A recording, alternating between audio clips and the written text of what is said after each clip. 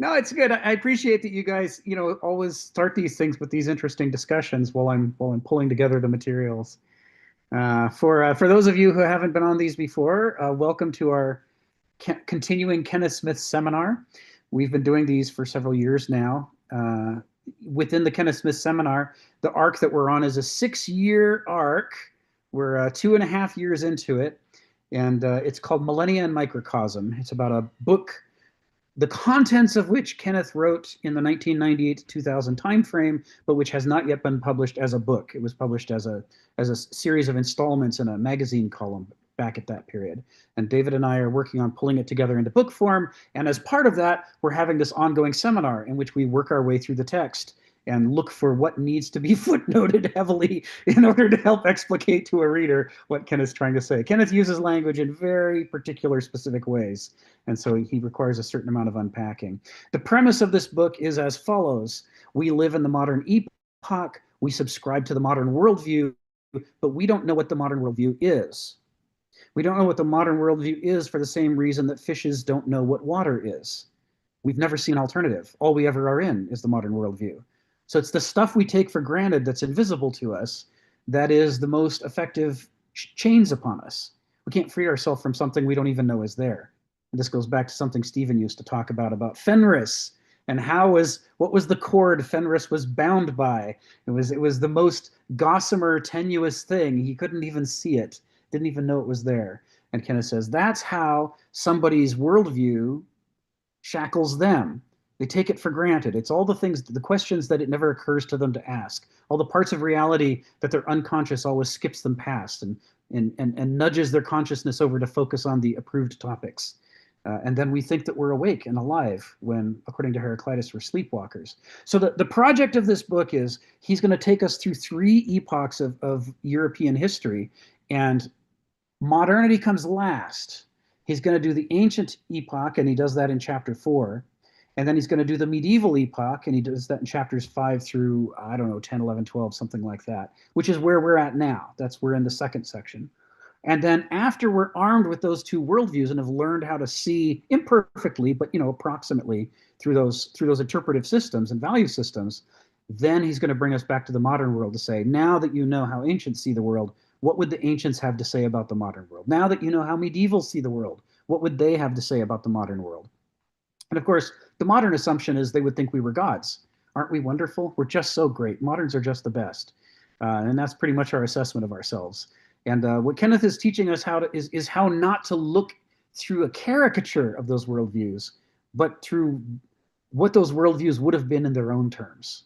Where, yes, some of the things we do would impress them in a positive way. Some of the things we do would impress them in a very negative way. And some of those things that they would think we are completely crazy about are things it doesn't even occur to us to ask questions about. We don't even know that's an issue. So that's what the project of this book is. And it takes 6 years because it is very, very, very hard to get out of the modern perspective long enough to do justice to these other worldviews. It is in the nature of a worldview that it is all-encompassing. It provides seemingly a complete interpretive framework. What questions are left to ask other than petty little details and fill-in-the-blank stuff? So learning to get past that interpretive framework and begin to challenge our value system at the fundamental level that these alien worldviews challenge modernity, it takes time. We have to work our way one issue at a time through the deepest, most essential, most important issues, like right now, to the medievals. What did the medievals think were the most important things in life? And what we discover is, in many cases, it's the opposite of what moderns think is the most important. In our first 2 years, in chapter 4, we already saw that was the case with the ancients. Right? The ancient worldview makes sense in its own terms, and although there's things that we take for granted as important that it misses, there are also plenty of things that it takes for granted and sees very clearly that we can hardly talk about at all, like issues like free will versus determinism, where moderns are hopelessly confused. And ancients had a really sophisticated system for explaining these relationships. We've lost something in some of those areas where the ancients were strong. There's a similar premise when it comes to language theory that says every language has things that it's able to see more clearly than other languages, things that it's able to say more easily than other languages say them. And authors who write in those languages are able to write more eloquently and penetratingly on those subjects that those languages specialize in. Because for other languages, trying to talk about those issues they're not as good at is like running in the sand. It's so hard, it's so roundabout trying to cobble together enough grammar and vocabulary to point in the direction of this sort of lacuna or missing area in the language that by the time you've identified it at all, even approximately, you're sort of tired out and that's the end of your discussion. So, one of the ways this shows up in pop culture is the Germans have the term Schadenfreude. We borrowed into English because we don't have a term like that. But once you understand what Schadenfreude is, you're like, wow, okay, there is a lot of Schadenfreude in life. I really need to be able to talk about that clearly. We try to borrow these things that we're missing. So what he's teaching us how to do is to learn how to borrow things from these other worldviews. And the assessment is not that European culture is the end all or be all of civilization and that these are the only three epochs that ever existed. It's just that so much of human history was never written down. The vast 99% of human existence was never written down in historical form. We don't know what most of the worldviews are. And even the contemporary worldviews that Europe encountered as it was out conquering the world, it mostly didn't write down except in caricature form. So it's hard for us to start by approximating the Lakota point of view, the Navajo point of view, the Maori point of view, all these other perspectives that are out there in the world. It's hard for us to begin with them.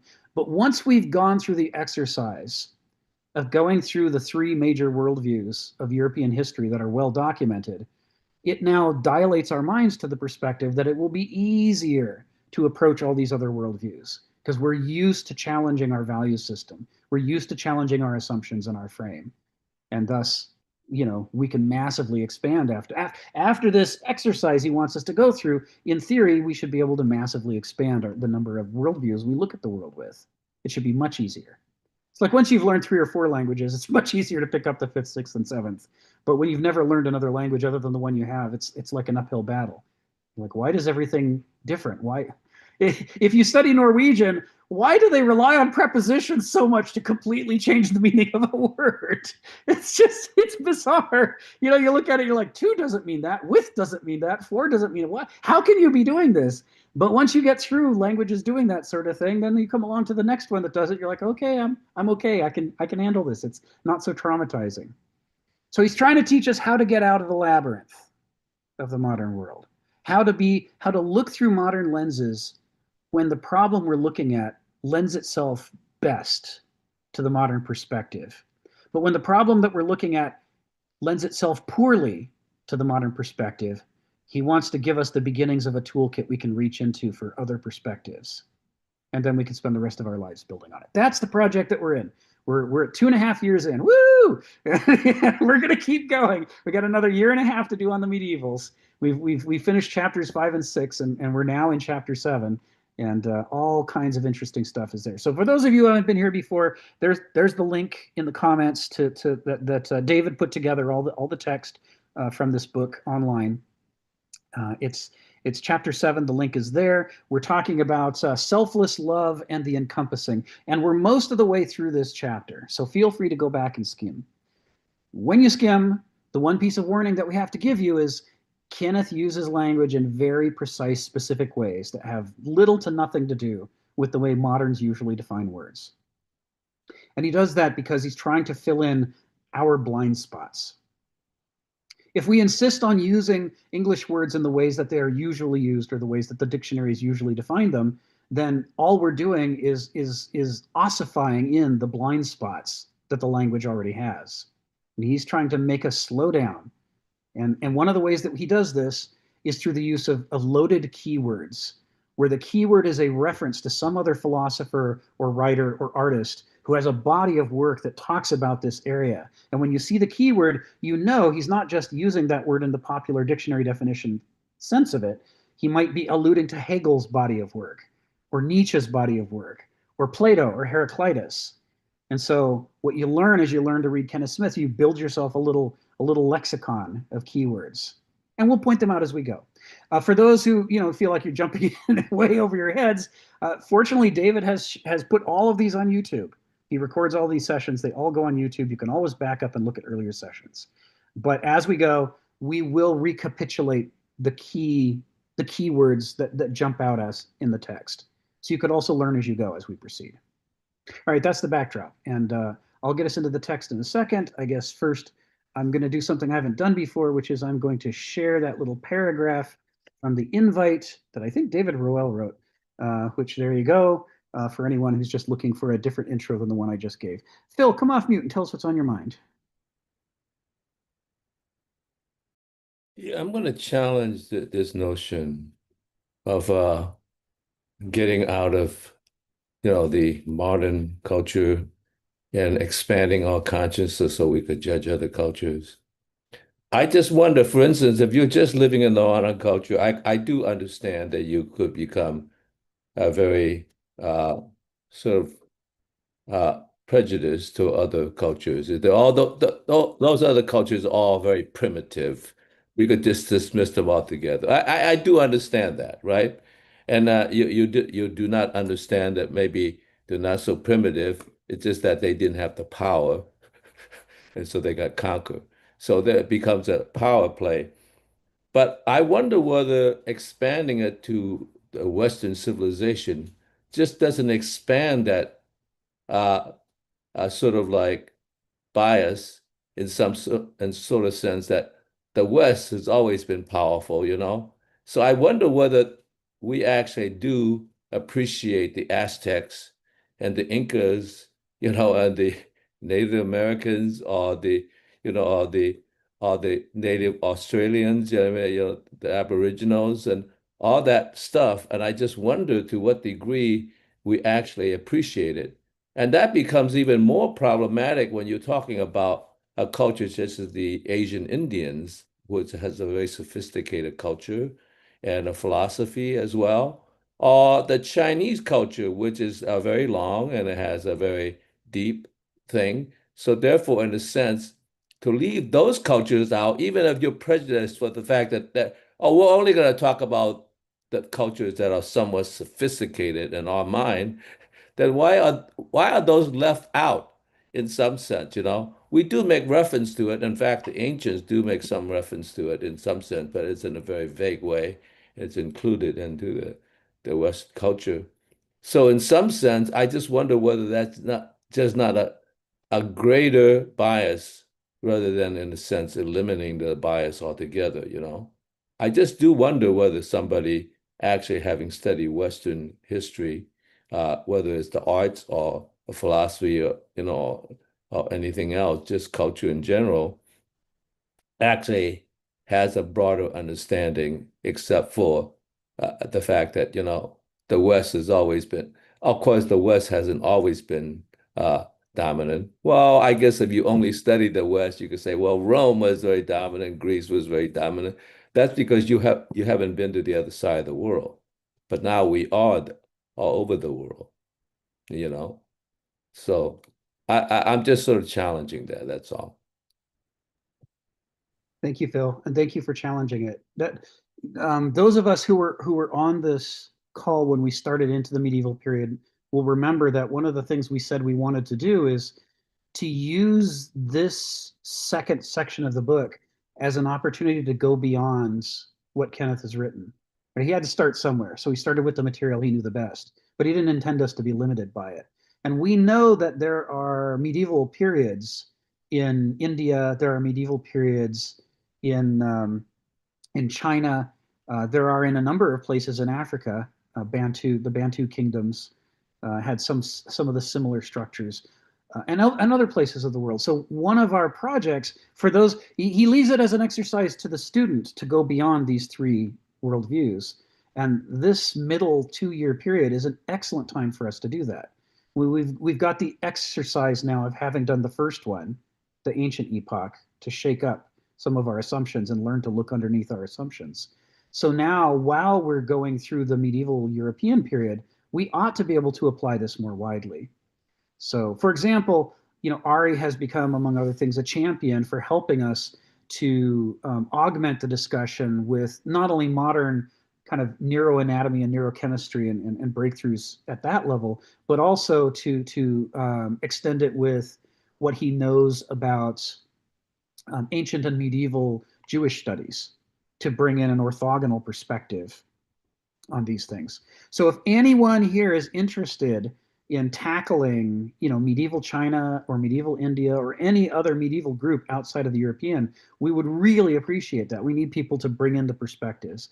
I'm going to try, but I'm also racing just to catch up with the medieval period in Europe itself, right? I have a lot of saints and mystics I have to read in order to to do justice to this topic. But I'm sure there are people on this call with the right interests, right, who might be interested in diving in and championing those things. I absolutely agree with you, Phil. It is a major distortion in the structure of the project that it's Eurocentric, even though he's using it to question the standard European perspectives. That can only be done so far from within other European perspectives. It needs tangential critiques. So I try to bring in the little bits that I know, but I only know fragments. I bring in a little bit of Navajo. I bring in some other things, but I don't have depth on a lot of these other areas. I hope somebody will join us who's interested in championing them. So if anyone who hasn't noticed in the comment thread, David's reinstituting a 30-minute cooldown rule after participants are called on to comments. They then have a half-hour cooldown where they can't be called on again, and this will spread out a little bit more the conversation and also allow us to make more progress through the text. So, if you think of things that you want to say and you still have a long way to wait before you go again, those who've been on these calls for a long time know, write it down. Have a pencil and paper near you. Write it down. It is perfectly okay in these discussions to go back to earlier topics. In fact, the reason for that is because what Kenneth is doing is he's trying. When you create a worldview, when you walk your way through the pieces of a worldview, they all interconnect with each other. We're constantly having to go back and recapitulate earlier topics in light of new things that we've learned later on. So it's not only acceptable, it's desirable to go back and chew on these materials through multiple passes. So don't assume that just because we've moved on from a topic, we can't go back to it. If you think it's interesting, write it down, think about it, and then bring it back up when you get the chance. Gulnaz, speaking of which, come off mute. Tell us what's on your mind. I wanted to continue on the same thought Phil was making about the culture. I'm reading African literature, Chinese literature, Japanese literature. And one of the things, the difference between, for example, African and the Chinese and Japanese, that maybe because there's not a lot of progress in Africa, one of the reasons being the African writers, they themselves admit the fact that they stick to they call it dinosaur old traditions. Because of that, it slows them down. And is it okay, for example, in the 21st century to think like, I don't know, 10th century? I know we're doing this medieval, bringing the medieval, maybe I hope we're modernizing the medieval thoughts and philosophy in a way. I don't know how it works here, but I'm just throwing a thought there. It's to see how I can build on it. We always complain about how Islam came about in the 7th century, and 21st century it's totally inapplicable in a way, because there are a lot of, maybe there's a modernization and reformation is required for Islam. Kind of, you have to change with that time, because we change. I hope we're getting better. I'm always positive that we're getting better. And another thing, the problem with the culture, it creates that kind of arrogance that you refuse to integrate in the new societies you immigrate to. I live in Europe, and I noticed that a lot of people, they don't want to integrate here. They want to bring whatever the rules, traditions they had in their own countries to Rome and live in Rome like they lived in, I don't know, in other countries, in Morocco, for example. We have a proverb, no? Do live like the Romans in Rome. I think you're going to be able to integrate better in, I don't know, have a better quality of life, and you can contribute also to that culture where you live in. So that's very important. And another point I just wanted to make, since we're living in a global village. It's another thing also, a lot of controversy around it as well. A lot of people are against that globalization. No, I'm personally against the no borders thing. There should be borders between countries. We're different from each other. It's always good to have the respect in the borders outlined, kind of demarcate the territories. And I respect the demarcation of territories, to be honest. So during that globalization, is it necessary, for example, instead of growing with our neighbors as a world towards, I don't know, some kind of betterment of human life kind of thing? I'm thinking about, is it okay to go on, continue looking backwards? To move forward, do we have to keep on moving, looking backwards? Is there a lot to learn, to take with us from the past? I don't know. For example, another example, I also read a lot of Latin American literature. I'm sorry, it's all like jumbled, right? It's like hodgepodge things as usual. But in Bolivia, for example, there are 30 official languages. It's like 15 million population, I think. It's not a big country. Why do you need 30 languages? And when I say that, the people here get angry. In Europe, people get angry. How do you say that? Bolivians want to be this, they have to have national pride. They need to have their history, the traditions, all traditions. They have to move. No one speaks those languages. I respect if they want to continue, but the problem is it's a freaking poor country. And to be able to incorporate all those languages into your life, you need to have a proper infrastructure. To have a proper infrastructure, you need to have money. Why are you taking the amount of people and putting it into the infrastructure? I personally, like, what a shame. Is it gonna stay long without the people who is not even proud of speaking those languages? You know, I'd rather if they speak Spanish and English, or I don't know, French, than 30 official languages from the past. No one speaks the moment you leave the country. That kind of a lot of idea, romanticizing, idealizing history, does it serve any purpose? Dinosaur old traditions slowing us down. Maybe we should realize that as well. Thank you, Gulnaz. So where this gets interesting is there's an Einstein paraphrase. I don't know if it's a quote. I don't know if he legitimately said it. You'd have to go to Quote Investigator, where he says, the problems that we face in the world today can't be solved using the same level of thinking we used when we created these problems. That is to say, and the Greeks had similar variations on this, where they said, we like to pretend that we're all good and all the problems are out there and those problems afflict us and we need to be united and overcome those problems. But what the Greeks understand is that frequently the problems aren't out there, the problems are in here. We bring problems with us in the ways that we see the world and interpret the world. For example, in Nazi Germany, they had the idea that diversity is bad and purity is good, and they thought that they could make Germany strong by purifying it. And so they set about genocide to exterminate all other people who weren't part of the German race, and they thought that would make them stronger.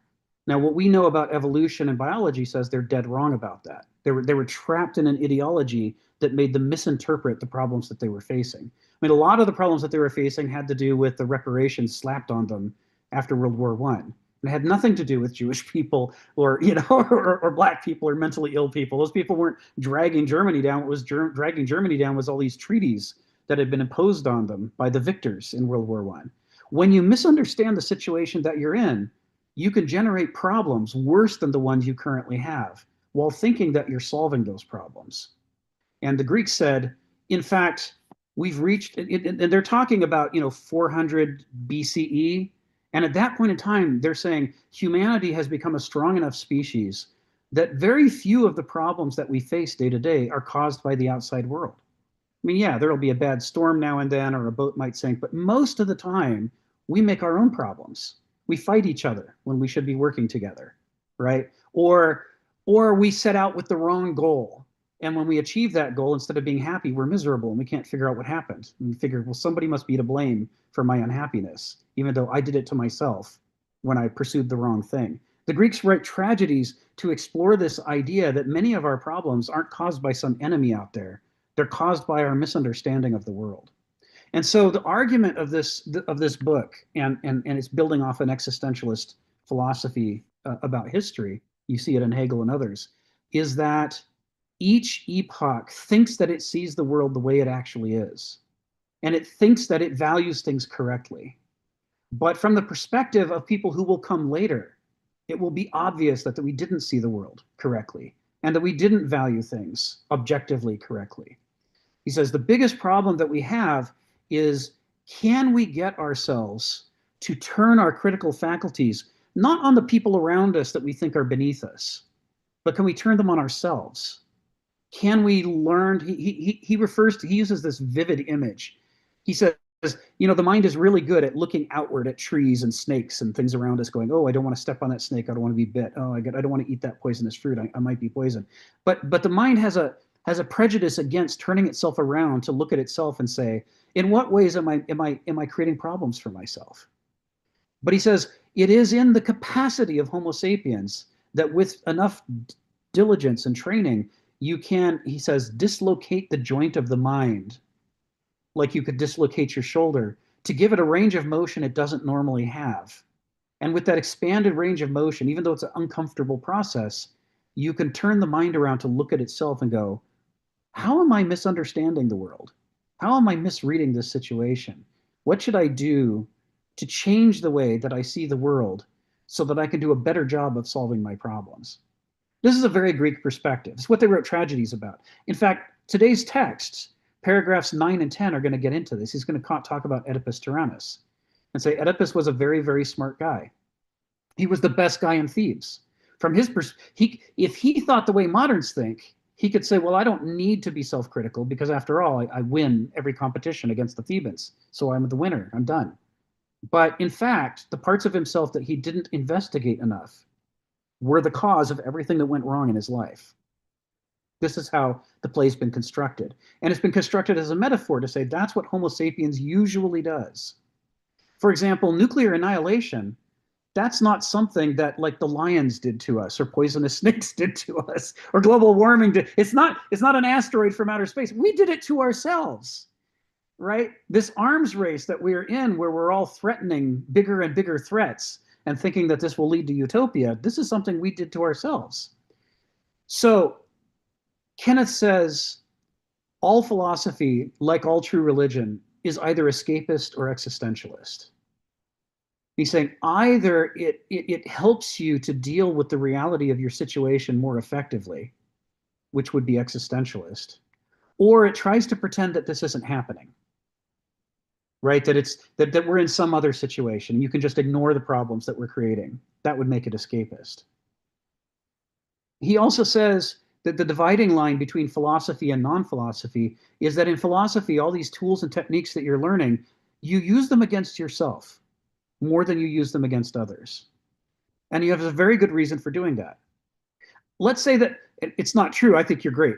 But let's say I was your enemy, right? And that I caused problems in your life. Well, the thing is, I can only cause problems in your life from time to time. I mean, maybe once a week when we get on these Monday calls, I can try to sabotage you or hurt your life, or I might send you in the mail, a stink bomb or something. But only from now and then can I possibly intervene in your life. So if you focus all your energies on stopping me, you're going to be only addressing problems that are around from time to time. But whatever problems you carry around inside yourself, those problems are there 100% of your life. Everywhere you go, you carry that freight with you. So if you turn and address those problems, you're making an enormous improvement in your life, much bigger than the improvement that you could make by trying to keep me from playing tricks on you. So this is his take. He says, when you use the tools against your own errors and misunderstandings, it's philosophy. But when you use it against other people, that you're suspicious of, and you wonder whether they're making things worse, then it's not philosophy, it's just sophistry. It's just rhetoric and debate. So this is kind of the project that we're doing here. We're not saying that there's never a bad guy out there that you shouldn't deal with. I mean, we all know better, right? Of course there are problems in the world. But we're saying the focus of this is to learn how to be skeptical about your own interpretation of the world. And the problem for moderns with doing that is that we live in one of the least diverse epochs in human history. We have this globalization movement in our economy. Our economy believes no other economy should exist. And it spreads all over the world, exterminating other economies to draw everything into the one true single economy that is the only correct one. And this is the same way that in medieval Europe, medieval Christians believed they had a duty from God to exterminate all other religions and all other versions of Christianity, right? For people who are heathens or pagans, it was the cross or the sword. You either convert or you die. But even for other Christians, it was, if you don't get the catechism right, if you don't put together the Trinity correctly, if you make any errors in your understanding of our orthodox version of our theology, you also get burned at the stake. This kind of genocidal, purifying, there can only be one answer thing, what it does is it leads to a monoculture. And the closer we get to a monoculture, whether it's an economic global monoculture like modernity, or whether it is or whether it is a religious monoculture like the medievals were trying to create. Either way, what it does is it ensures that we all have the same blind spots, right? Every worldview has its own blind spots. If we all have the same worldview, then we all have the same blind spots. And then who's going to point out to us the things that we're missing about the world? So this is where the advantage comes from studying history, is we can study epochs that are radically different from our epoch, who saw the world radically different than the way we see the world. And the hope is that, although they're going to make some errors that we wouldn't make, that because they're looking from a different perspective, they might see into our blind spots better than we can. And if we learn their tools and techniques, then maybe that helps us look into those blind spots. So the goal isn't a back to the past. We're not all trying to become Greeks. We're not all trying to become medievals. We're not trying to go back to the trees. There was a famous comic book that came out in the 1980s that had a superhero, and one of the groups that he fought was, they were called the devolutionists, and they had a gun they could shoot you with, and you would devolve to an earlier state like a monkey or something, and they would run around with their guns screaming, back to the trees, back to the trees. They hated progress and evolution. And I could get how looking back at past cultures might feel like a devolutionary thing to do, but it's really a philosophical thing to do. So what we're really trying to do is look into our own blind spots. And to do that, we have to get distance from ourselves. And distance in time is one of the ways to do that. So a simple illustration of that is this issue of free will versus determinism. In the modern world, almost all philosophers come down on one side or the other. Either everything is predetermined and we have no free will. That was a major movement in the 20th century. The behaviorists believe that everything we do is programmable and can be programmed, that we're just a machine, right? No free will at all. Or you get these people who push back against that and say, I'm completely free and there's no constraints on me whatsoever. And everything that happens to me, good or bad, is to my praise or to my blame. And you see this published today. You see it published in the New York Times. You see it published in serious philosophical journals. People take these absolute simple cartoon positions. And people who are fed up with those cartoon positions, they say, well, I don't want to be that simple, so I'm going to say it's somewhere in between. Maybe it's some of each. Like you had two shakers, and one of them is free will and one of them is determinism, and you shake them both into the soup, and that's your model for human behavior. But it doesn't tell you, what are we supposed to do in life? Where do we have the ability to change our lives, and where is it going to be hard to change our lives? None of these positions helps us at all to answer these questions. How are you supposed to live? The Greeks, by contrast, had a sophisticated interpretation of the relationship of free will and determinism in human beings, of the roles of agency and contingency. We spent some time talking about that over the last 2.5 years. Their model's better than our model. It can not only explain a wide range of human behavior, but it also gives us clear priorities for our own lives, for how to become less predetermined, how to become more free, more of an individual. Now, if it were true that history were a great march of progress and that everything in the past is just a primitive version of the present, that wouldn't be true. Their model would have to be worse than ours. But when we compare them, we see that ours is much worse. And so what that suggests is that not all change is progress. Like if I get cancer, that's not an improvement. Just because it's a change doesn't make it better. It's like when you have kids, your kids aren't better than you in every single way, right? I mean, they're different from you. They may learn some lessons that, you got stuck on and couldn't get past, but they will also forget things that you knew because of the generational transfer. They won't learn some things. So it's a mix, right? The march of progress is a mix. There's a baby and bathwater issue. Yeah, we might throw out some bad bathwater, but we're also going to chuck out some babies while we're doing it. So going back to look at this stuff gives us an opportunity to go find the babies that we've left in our wake and go, maybe I want to pick that baby back up. maybe some of these models from the ancient period and some of these models from the medieval period, and maybe some Navajo models or some Bantu models or some Chinese models. Maybe if we add those into the best parts of our modern models, we'll have something even better than what we have now. So we want to do a critical analysis of these different perspectives, not just assume they're right or wrong. That's the project. Now, he might be wrong, right? Kenneth Smith could be wrong about all of this, but that's what he's proposing in the book. That's what it's about. And I guess before I go on, the last thing I'll wrap up with is there is a in the Greek myths, there's the myth of the labyrinth, right? You probably all have read the myth of the labyrinth. That Minos of Crete had constructed a great labyrinth, and in the center of it, he put his hideous, deformed son, who was half bull and half human, and the head of a bull, the Minotaur, and the Minotaur was very bestial and tore people to pieces, and Minos would put his enemies into the labyrinth to be killed by the Minotaur, and Theseus had to go in, and slay the Minotaur to liberate Athens from having to give up children every year to be sent into the Minotaur as punishment. So the interesting part of this myth that's relevant to this book is the labyrinth was built by the greatest craftsman of their age, Daedalus. He was a fantastic tinker and engineer. He could make the most amazing things. And Minos hired him to build the labyrinth. And Daedalus built this great labyrinth that was designed to defeat the human mind and keep you from escaping. But he didn't ever ask himself why he was being hired to do this. He never said, what kind of horrible human being would even ask me to make such a thing? So he was perhaps the only person in the world surprised when, as soon as he finished, he became its first victim, because Minos didn't want anyone explaining how to get out of the labyrinth. So he chucked Daedalus in the labyrinth. This is a part of the myth most people don't learn. Daedalus was trapped in the labyrinth that he himself constructed. And then this is where the later myth comes from about he and his nephew Icarus figure out that they can't get out of the labyrinth as long as they follow the rules of the labyrinth. The only way they can get out is to collect feathers dropped by birds and use wax from beehives and put it together into a set of wings and fly out. They have to go in a different dimension than the labyrinth was constructed out of in order to get out. And we all know how it ended badly for Icarus.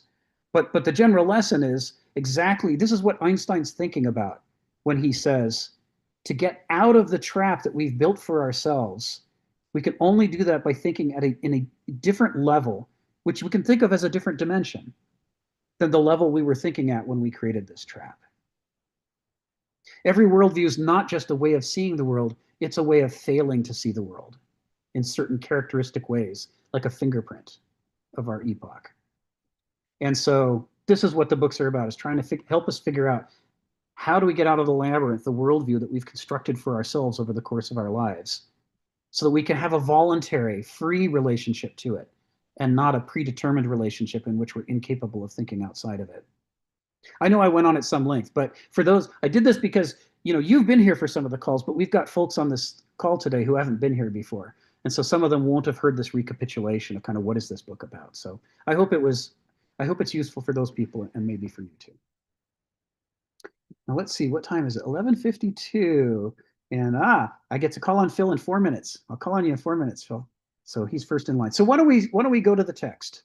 And somewhere, even though you can't see her, Sharon is holding up the pages going, yes, the text. Let's go to the text.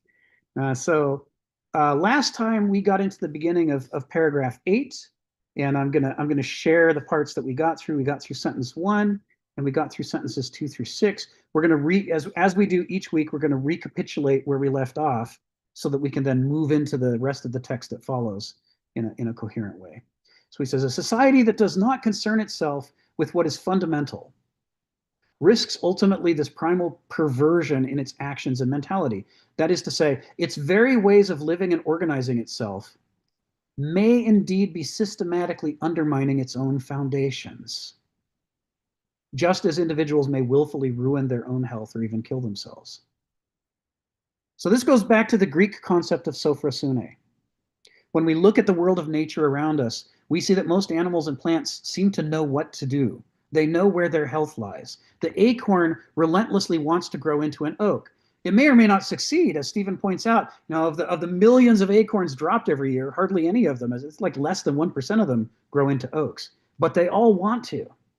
None of the acorn says, I think I'll grow into a cat. It doesn't ever happen, right? They have the instincts and the biochemistry and the genetics and all the other issues at work in an acorn point it with a powerful compass direction in the direction of the thing that will make the acorn, express its potential most completely.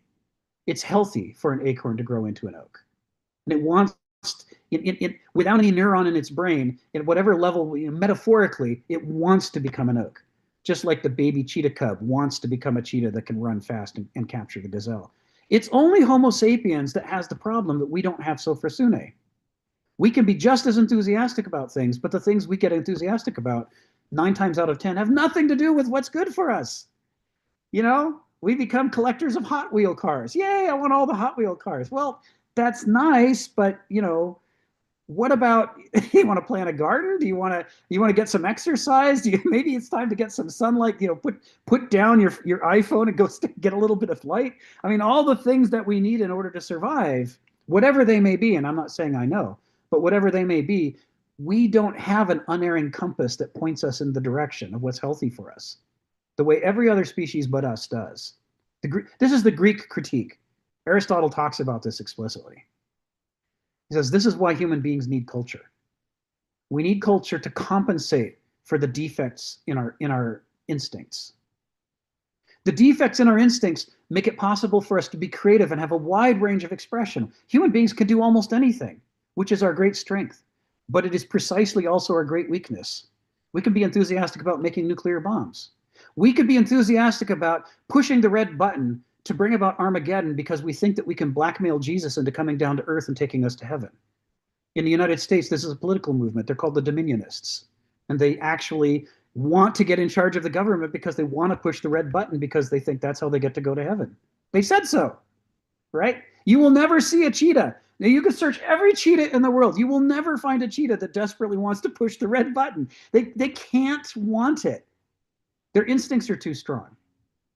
They want to take a bath or a nap or clean the gazelle or chase a gazelle. It's only human beings that can be excited about pushing the red button.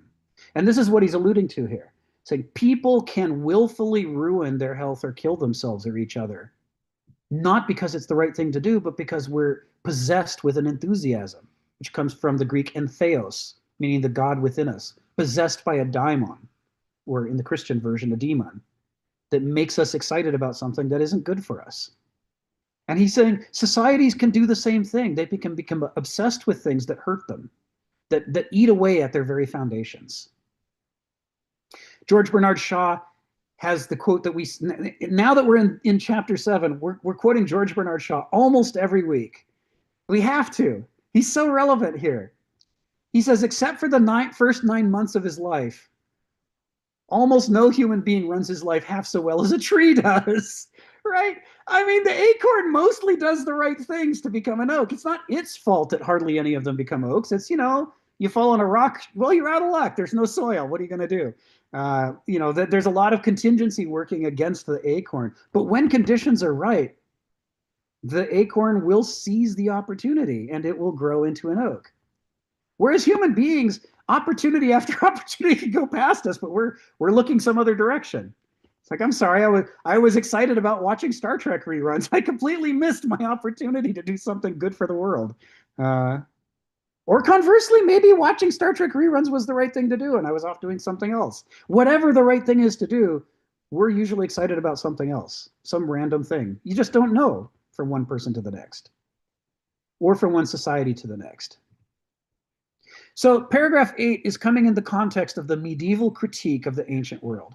And the medieval critique is that they say the ancients claim that they've organized societies according to nature, and that therefore it's the right and healthy way to organize society. But growing up inside the late Roman Empire, their critique is that the late Roman Empire isn't good for people. It's a very small number of ultra wealthy people cruelly dominating vast armies of slaves and making them live miserable lives, working all the time to make the rich even richer. And that on top of that, that Rome is obsessed with the military and they want to expand their borders forever. They want to grow and grow and grow and conquer the whole world. That's their model. And it isn't working. It isn't even working for Rome. Because as Rome expands its borders, it expands the size of the borders, which expands the size of the army required to patrol those borders and keep it from being conquered from outside.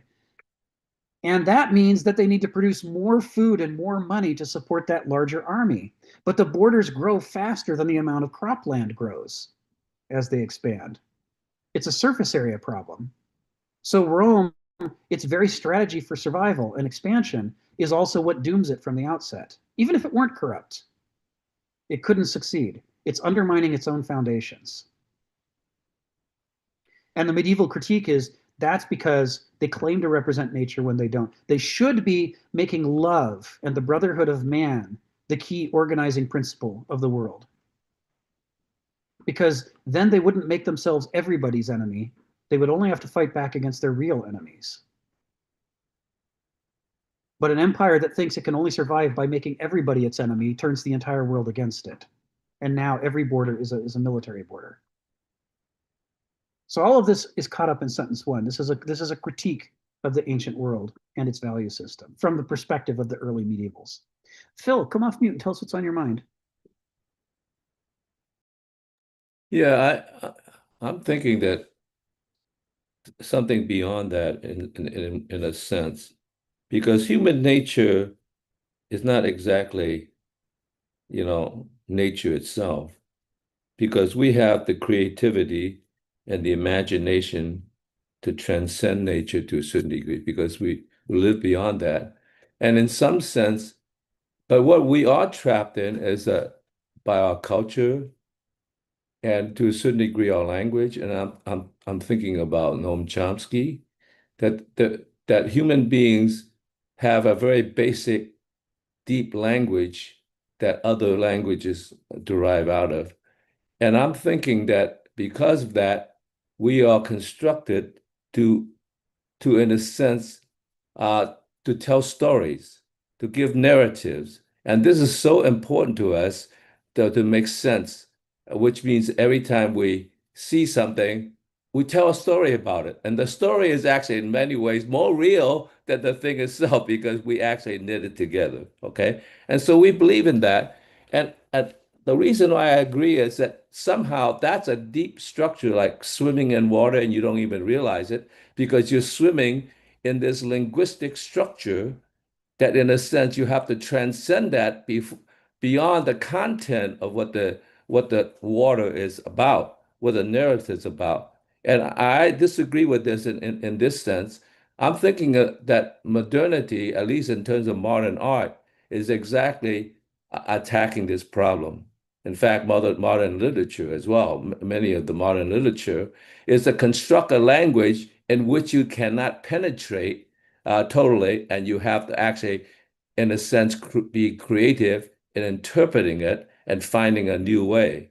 And so I'm thinking like that's exactly the relationship of modernity to create a structure. But on the other hand, you have an anti-structure in the Dada movement, which is actually postmodern in a sense that create a structure that actually negates what the structure says so that you could go beyond the structure. So that dual relationship between the structure of the old or the narrative of the culture you bring into it is contradicted by the other structure. And that reminds me of Jacques Derrida, the difference.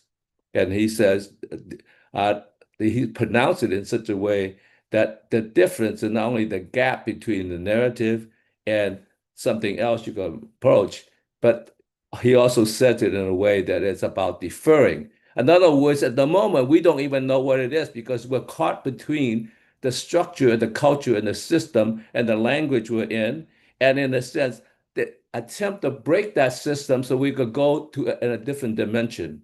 And that's called a deferral, because we have to defer ourselves to a later period. When I say, oh, remember back like 2 years ago I said that? No, I actually I'm thinking of something else now. In other words, at that moment, I was still trapped in that structure, and I have to defer my own consciousness to other things. And that is the tensional relationship between the narrative structure and the deferring to a later interpretation, or even deferring to another person. Like, I don't know what it is. I'm making this structure. You tell me what I might mean. It's like that's one of the things that art does, and I think that's modern culture does, is to create a structure and then create it so it's disruptive, that it defers itself and spreads it out to other people as well as to yourself in the future. And that means that it is a dynamic process. You're always looking into the horizon for the answers because you don't have it now. Maybe your next door neighbor has it, but you don't. And so maybe talking to them might actually help. Also, yeah, okay, you don't quite got it right, but thanks for the idea. That sort of thing. And I think that tensional relationship is why we're always equivocating between the narrative that we want to construct because it's very comfortable.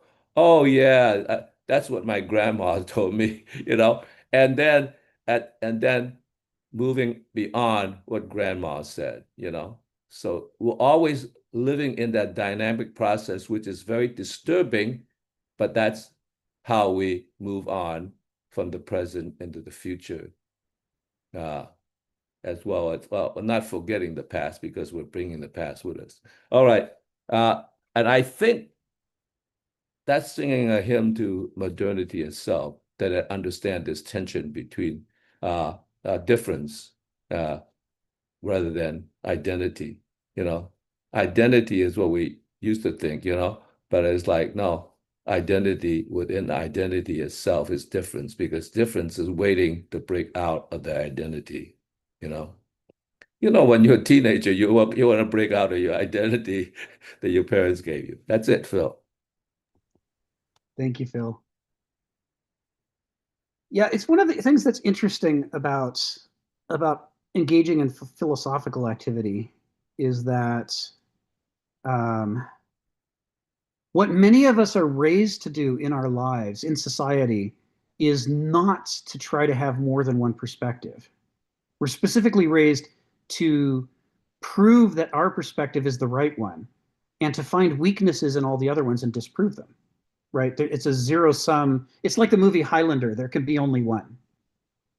And implicit in this idea are several issues. One of them is the idea that our mind is perfect, that we perfectly see the world and everybody else is wrong, except for people who agree with us 100%. Those people might also be right. But anybody who disagrees with us even a little bit, they're wrong. And the more they disagree with us, the more wrong they are. And therefore, the purpose of our discussion is to beat them and show them how wrong they are so that they change their mind and come to join what we think. And this would have been recognized in most epochs of human history as a form of mental illness, as a kind of hubris. The belief that we have minds like gods and that we can see the world in an unfiltered, accurate way with no errors. Only moderns think that. We're the ones who think that it's our birthright as moderns to be scientific, objective, correct, more educated, more informed, and that we have a right to impose our worldview on everybody else. And we don't ask ourselves very much, why would any of this be true? And why did people in the past tend to think that there were whole parts of the world they didn't know about, and that it was okay that they didn't know? It's okay that other people know more than we do about a lot of things. Now, in the modern world, there are plenty of people who get raised in this idea that they don't know everything. For example, Sharon, in the medical profession, everybody in medicine is taught that they have their area of expertise that they focused on, but there are other areas of expertise side by side with them in the same organization that they themselves don't know as well. But she's an anesthesiologist, so she knows that she knows a great deal about anesthesiology and how to do it correctly. But she also, that's not all she knows. She also knows that she's not a surgeon. Sharon doesn't have that confusion most moderns have. Most moderns are like, my opinions about surgery are just as good as my opinions about anesthesiology because I'm right and everybody else is wrong. And it's my birthright. I get to be right about things. My opinion, I should go out into the world and try to defend my opinion. And that's what it's for.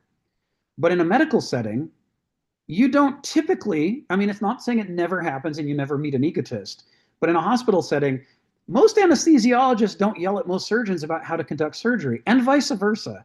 And the same for all of the other disciplines. Everybody sort of has learned in medical school that to be human is to have a limited area of mastery. And that for all the other stuff, you're going to need more people who are expert in those areas to bring what they know to supplement your blind spots. In fact, in the medical profession, you learn that most of your perception of the medical world is blind spots, because there's dozens and dozens and dozens and dozens of medical disciplines, and you typically, after a lifetime of study, you get to know one or two of them really well. And you know that that's all you're qualified for. If that was the widespread way that people saw the world in the modern epoch, we would be the most philosophical epoch in history. I mean, you know, that is a very philosophical insight to realize that what's in here is mostly bullshit. I might have a few really good areas, but most of the rest of the areas are bullshit. And I got to be comfortable with that.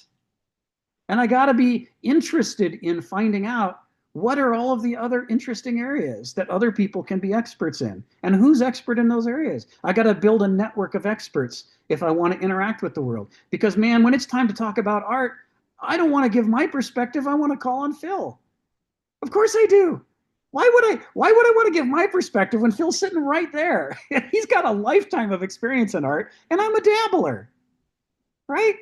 It's like a toddler claiming that he's the strongest man in the world when he's sitting right next to, I don't know, Arnold Schwarzenegger, right? And he's like, oh, Arnold's got nothing on me. Look at my little weedy arms. I'm as strong as a person could be. There's a massive discrepancy in one's ability to perceive reality when one can't acknowledge the enormous number of blind spots that we carry around with us. It is just the normal human condition. And, you know, I find that in healthy, and it's not just in medicine, in any healthy craftsmanship area. You can see it in carpentry, you can see it in metalworking, anything that takes a lifetime to master, and where there are many people working in the area and they're teaching each other. You can see it in traditional Okinawan martial arts. You know, the people's relationships to their senseis involve an enormous amount of respect. And if I get a black belt in karate, I don't for a moment think that I have a black belt in Kobudo or Judo or Taekwondo. I know those guys are better at those things than I am, right? It's natural and normal to accept that there are blind spots. But somehow the mass media, Hollywood, news, especially political campaigns, they encourage this stupidity in us, where we're like, I have to go to war to win about everything I believe. You know, that I'm right about everything. My political party is right about everything and has no blind spots. And I have to crush the enemy and destroy his worldview, or else we're all doomed. You know, this kind of thinking is just, it's insane. So I'm going to call on Ari in a second. But for those who haven't been on these calls before, you won't have heard me beat the drum for semathesy, which is a word that was coined by Nora Bateson, the great Nora Bateson, a philosophical genius. She's the daughter of Gregory Bateson, who was a great 20th century cyberneticist and genius. And she quotes this word semathesy to define a life form. She says the definition of a life form, is that it is in a perpetual learning relationship with its environment. Right? It rains on the stone and the stone doesn't do anything about it. You poke the stone and the stone doesn't do anything about it. The stone is a lot less alive than an amoeba. The amoeba smells the bacteria nearby and it moves towards the bacteria to eat it. It is in a learning relationship. And what we want is to bring our brains back to life. Because as long as we have dead spots in our perception of the world, while being in denial of those dead spots, we remain incapable of learning to react better and more clearly to those things that we're missing.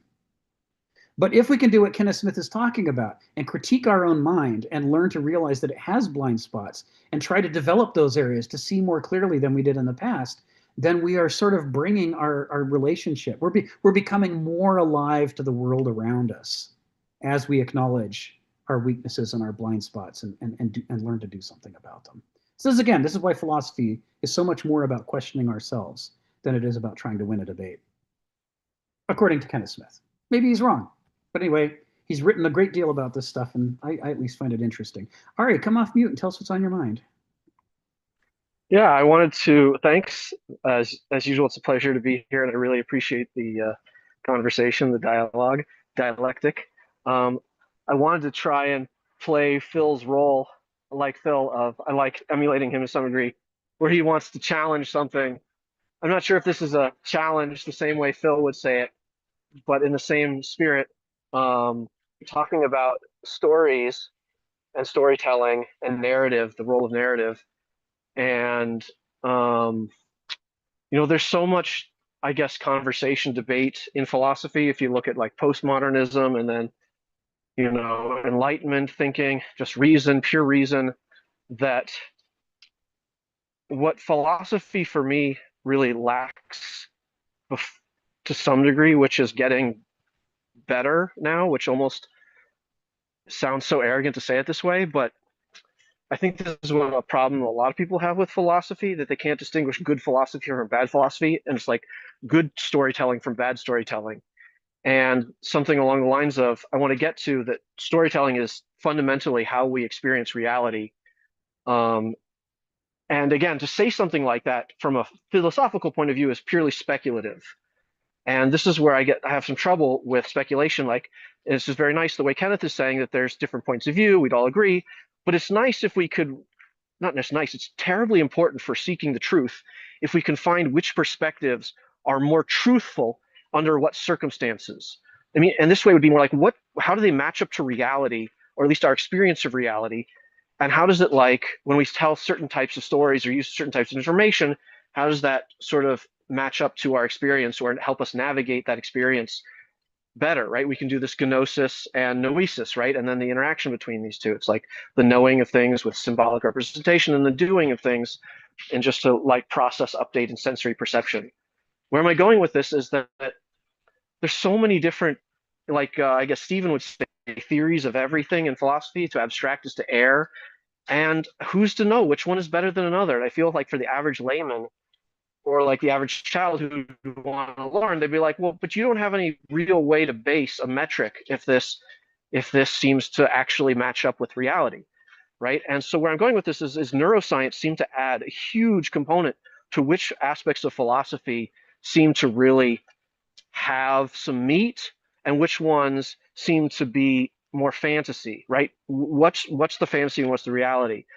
And the point that I'm getting to is the narrative process, often in the neuroscience language that's mixed with something called a gratitude process, is terribly important for making what we'd call a context-independent decision-making.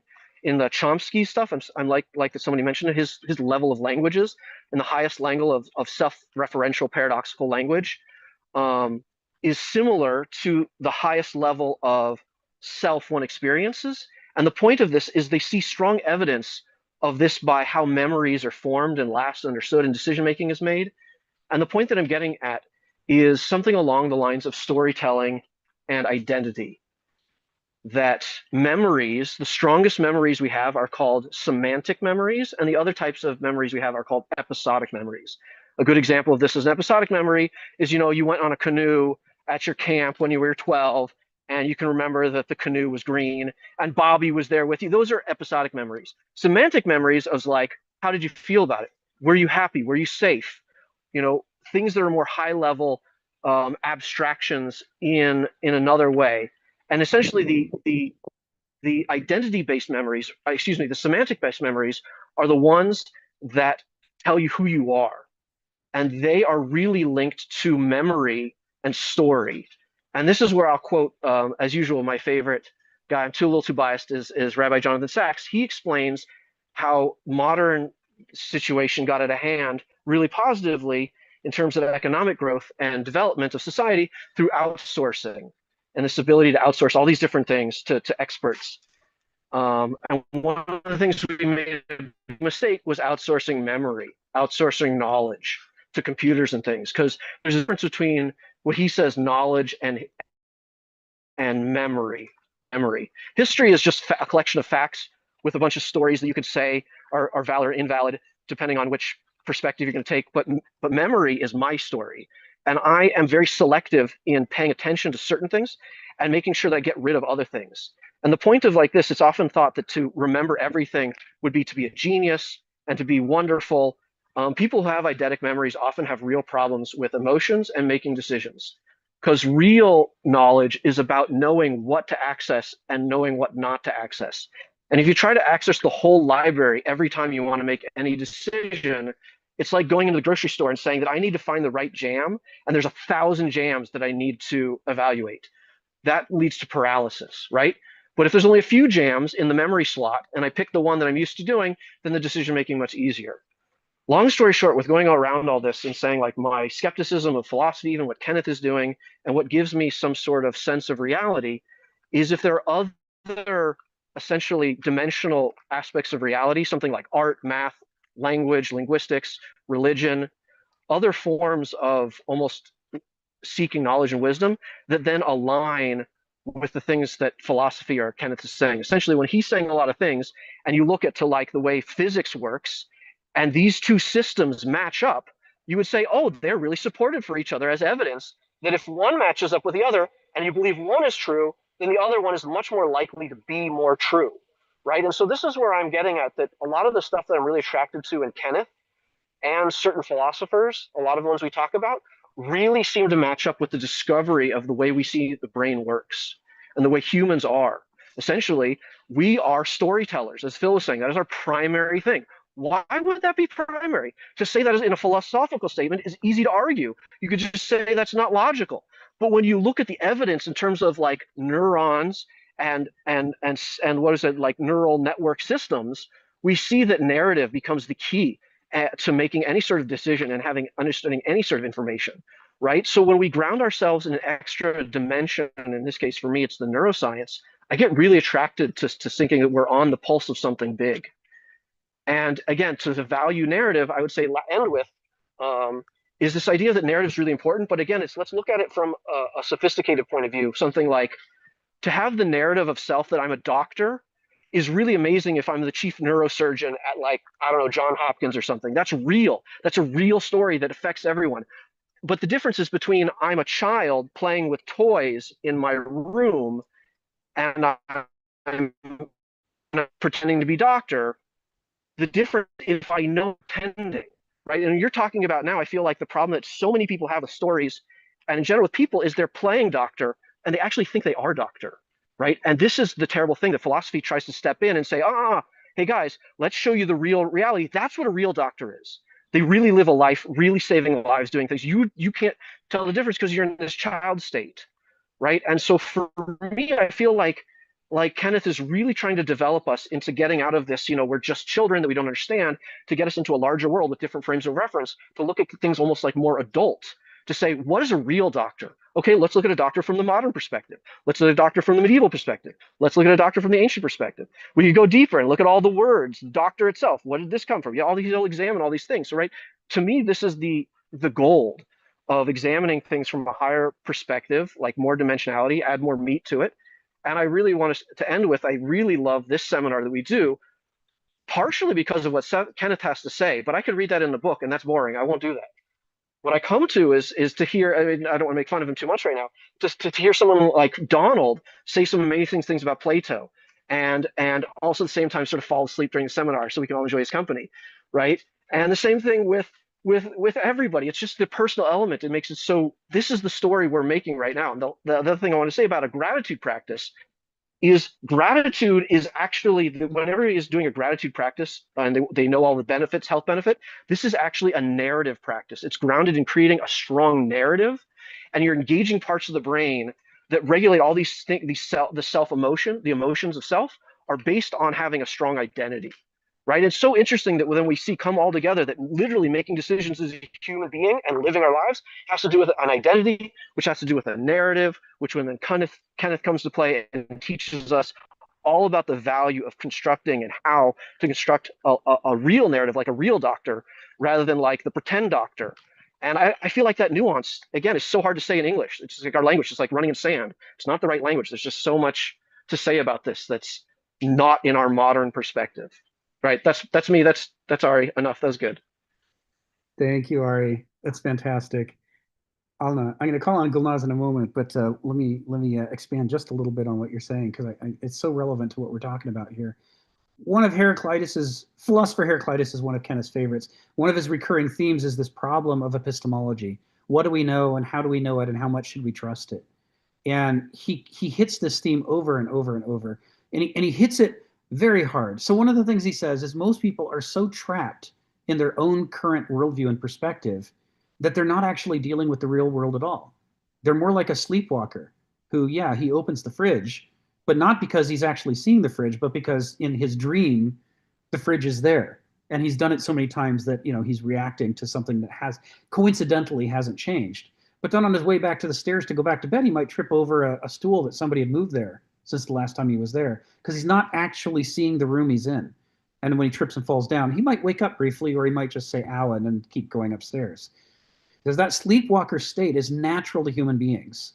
We get so committed to our current set of ideas and beliefs that we defend them fiercely, not only against other people's ideas and beliefs, but we defend them against reality.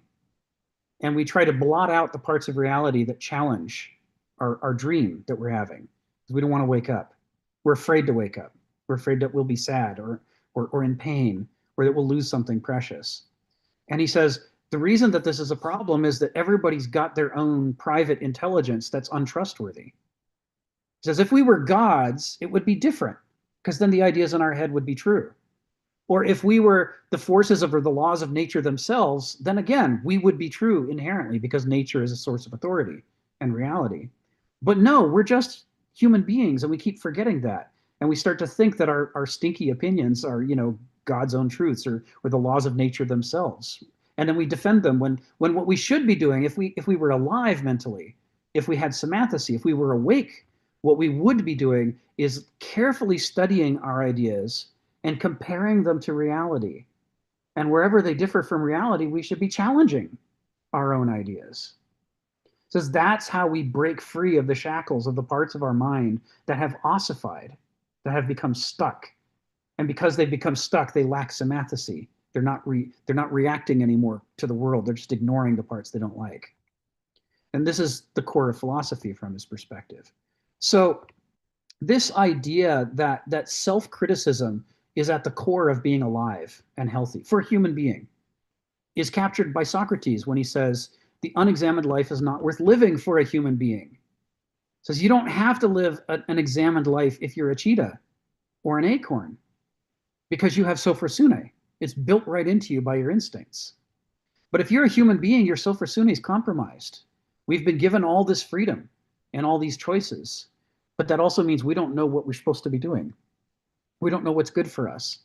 And the only way you figure this out is to really turn and study. How do you see the world? How do you feel? What are your assumptions? And how does that match up again? In other words, among other things, Heraclitus is pushing for the scientific method. Test your ideas against reality, not to try to defend them, but to try to replace them with something better. Look for opportunities to shake this up. And the deeper you look in your own mind, your more deeper basal foundational ideas, when you can get down there and shake them up, because they permeate everything, you have in your mind, you have the opportunity to improve everything in your mind by fixing that fundamental error, which fixes everything it's contaminated. But this is hard to do. It's really hard to get down to the foundations. It's hard and it's uncomfortable. So I'm not moving on. I'm actually going to quote the next sentences only because they expand on this point that Ari made, and it comes out of sentence 1, and then I'll call on Gulnaz. He says, every society philosophically and religiously subtle enough to ask itself the question, how is the order of finite reality and active human existence possible? How is this even possible? must attempt to grasp what the more comprehensive or infinite forms and forces are that overreach us. What is bigger than us? What's deeper than us? What's more profound than us? What's more authoritative than us that we are subject to? In other words, what is the contingency part of our lives that we have to adapt to and harmonize with? If we don't know what that is, then we don't know what our choices are for free will. Where do we have the possibility of acting? Has a lot to do with where are we constrained and where do we have an open road. And that requires understanding what's all around us and deeper than us. Within what more encompassing reality are we contained? And this is a reference, among other things, to the Heraclitus quote that says, man is not rational, only what encompasses him is rational. You see that use of the word encompass? The encompass word, even though Heraclitus didn't write in English, he wrote in Greek. Philip Wheelwright's translation of this fragment uses the word encompass, and that's Kenneth's favorite translation.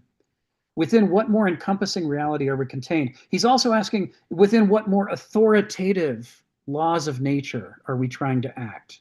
What is this nature that we are growing up in and acting in? On what deeper strata of forces do we rest? What do we take for granted as a firmament? What's the deepest foundation that makes it possible for us to hold together as a people and have solidarity and help each other, as opposed to just flying apart from centrifugal forces into civil war and self-destruction? He says, and how can we hope to grasp such transcendent issues with our normally corrupted and warped understandings? And that's a reference to another Heraclitus line. He says, the human nature has no real understanding. Only the divine nature has it. By which he's saying, effectively, to err is human. Yes, it's good to have opinions. Yes, it's good to try to improve your opinions. Yes, it's good to be happy when you have improved your opinions and they're better than the ones you had before. And yes, when you encounter other people who have the bad opinions that you've outgrown, it's reasonable to say, thank God I don't think what that person thinks like I used to, because I know now why that's wrong and I'm glad to have moved forward. But what's bad is to think because I've moved forward, I'm done now. All I have to do is do better than that guy over there, and suddenly I think I'm a genius or a god. Heraclitus says, no, the only people who are done improving their understandings are the gods. If you're not a god, you still have work to do. Keep digging. Dig, dig, dig. There's more to learn. There's more to figure out. That's what he's saying. And so this is what Kenneth is alluding to here.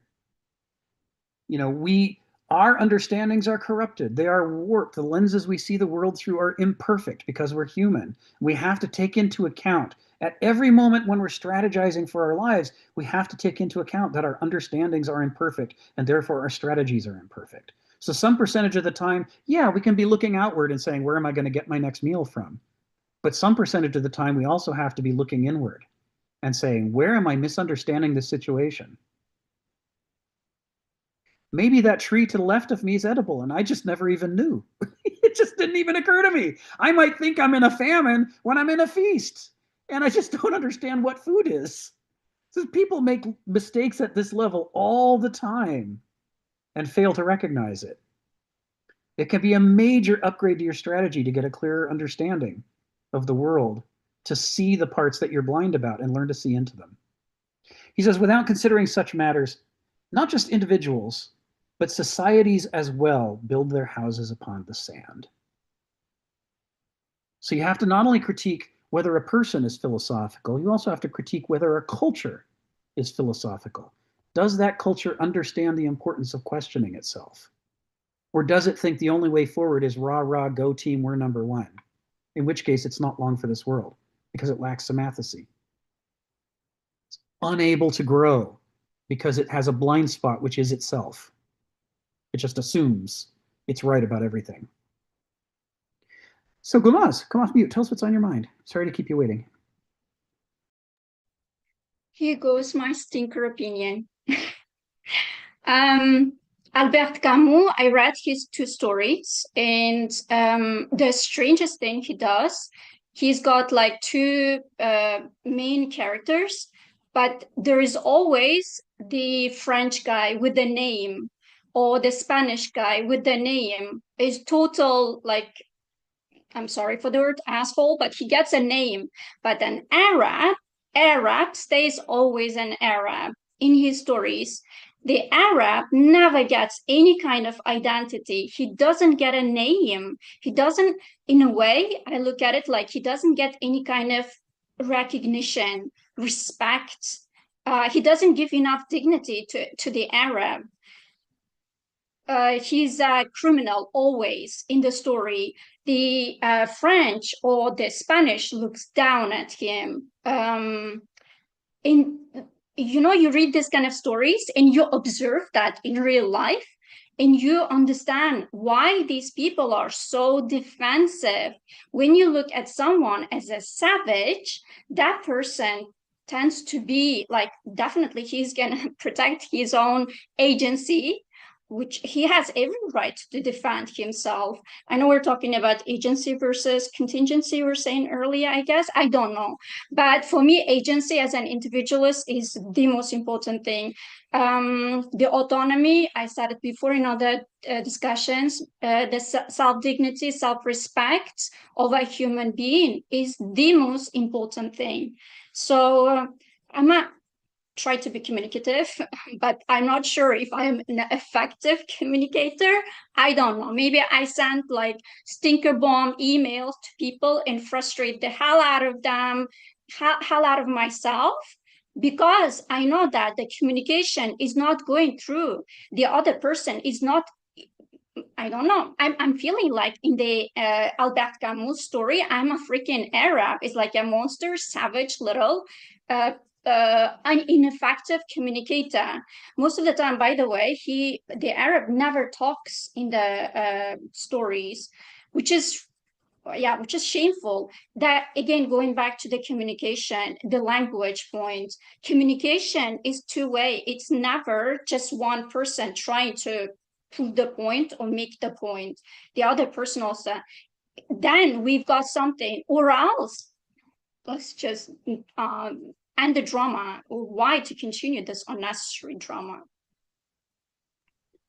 Thank you, Gulnaz. Yeah, it's one of the ways in which we learn to be dead to the parts of the world is by turning real world people into caricatures. So Albert Camus, I don't know what his issues were with Arabs, but to get to the point where they only ever show up as a stereotype and as an other that has no inner life, that's like treating a person like an object, like a rock. The rock, as far as we know, has no inner life. And so we feel it's appropriate to talk about it in terms of whether we stubbed our toe on it or whether we thought it was attractive. But we don't worry ourselves over, well, what does it want? What is the inner life of a rock? But it becomes and the Greeks would say even that is a problem, right? Because the Greeks think that even a rock has an inner life. It's not a conscious inner life, but the rock has certain desires, like to hold itself together, that it's better at than say Jello is, right? Or than a glass of water is. It has its own nature, the Greeks would say, and that even the things we think of in the modern world as inanimate deserve to be treated as though there's some intelligence at work, even if it's an unconscious intelligence. But certainly the Greeks would say you have to treat human beings as though they have an inner life, because it's what distinguishes human beings from rocks is the extent to which our inner life is important to us. And Heraclitus says human beings are like an amphibian. He doesn't use these words, but he describes it as human beings are like amphibians trapped between two infinities, the infinite nature around us and the infinite nature within us, the depths of the mind, and including the unconscious parts of the mind that are always at work and that are producing new forms of order in the future that sometimes not only surprise others, but surprise us. And so, as Socrates says, you have a philosophical duty to do justice to the rights of the question. You have to look at the profundity of the topic you're talking about. If you're talking about another human being, you have to deal with the profundity of their inner life, not just the outer surface of how they're useful to you or how they annoy you. I'm going through this month, my science fiction book club that I'm a part of is doing a Robert Heinlein novel, which is The Moon is a Harsh Mistress. It's a retelling of the American Revolution from the perspective of a lunar colony that's fed up with being treated badly by Earth. It's highly entertaining, but I'm using it as an opportunity to reread, and in some cases read for the first time, a whole range of Robert Heinlein novels. He was a huge influence on the science fiction literary genre. And I'm finding that with him, some parts of him are really interesting and exciting to read. He really likes to have characters talk about the morals at stake in something. What are the political implications of every decision and everything that comes up. And on that level, Heinlein is just a joy to read. But he also has problems. And one of his problems is that none of his female characters is a real person. None of them. They fall into two camps. Women who annoyed him when he was a little boy, who he then presents as irritating or naive caricatures. They show up just as foils. Oh, here's the bossy woman who always wants to tell you what to do. Oh, here's the stupid and naive woman who's opinionated. You can just tell these are teachers and other people who bugged him when he was a little boy, and he's recreating them in his stories. And the other kind he creates is potential mates, whether they're full grown and ready to mate with now, or whether they're young, precocious preteen girls who already know what they want in the world and are cultivating a relationship with a boy because someday she's going to marry that boy. And all of these, you can tell, are his sex fantasies. You know, he's fantasizing about his perfect mate. And that's it. Those are the two kinds of women you get. There's no room for a woman to be an actual person. They're all just accoutrements of his male protagonists. And it's unfortunate because you can tell the man is trying to do things ahead of his time. He's trying to ask questions about women's liberation. He's writing in the early 60s and really getting into what is the role of women in society, but he just doesn't know how. Even despite trying, he can't get over those boundaries. And I feel like what you're describing is Camus having the same problem, you know, with Arabs. And he's not alone. Lots of Americans, all they see with Arabs are, you know, the people that we're supposed to be fighting against, supposedly. The people that, you know, the Gulf War was about. And we got to get them. We got to show them who's the boss. You know, they're trying to instate Sharia law and undermine America. You know, say people who are frequently trying to instate religious Christian law in America and don't see that that's the same thing. So what all of these things have in common, and I'm not trying to pick on Heinlein. I mean, he's a science fiction grandmaster. He's won so many Hugos and Nebula Awards. I mean, he's an interesting guy to read no matter what. But I pick it as an example to show you can be a very smart person who is committed to trying to press the boundaries of human possibility and think about what could be in the future.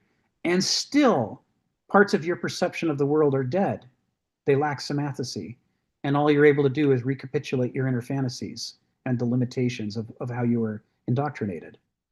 He's like, reading him is like a quilt in which some of the squares of fabric are just marvelous masterpieces and other squares of the fabric are just dead. And to him, he thought they were both alive because he couldn't tell the difference between the two. We have the advantage of, you know, 60, 70 years of additional history to look back on him and to be able to make these distinctions. It was harder to make at the time. And we have to assume that if we were writing science fiction stories, you know, we'd have similar problems. I mean, maybe it wouldn't be the exact same problems Heinlein did, but they'd be some kind of problem. And 70 years from now, someone would be reading our stories going, well, here's the part in which Rick was alive to the possibilities. And here's the part where Rick was hidebound and dead and couldn't see beyond, you know, how he'd been indoctrinated.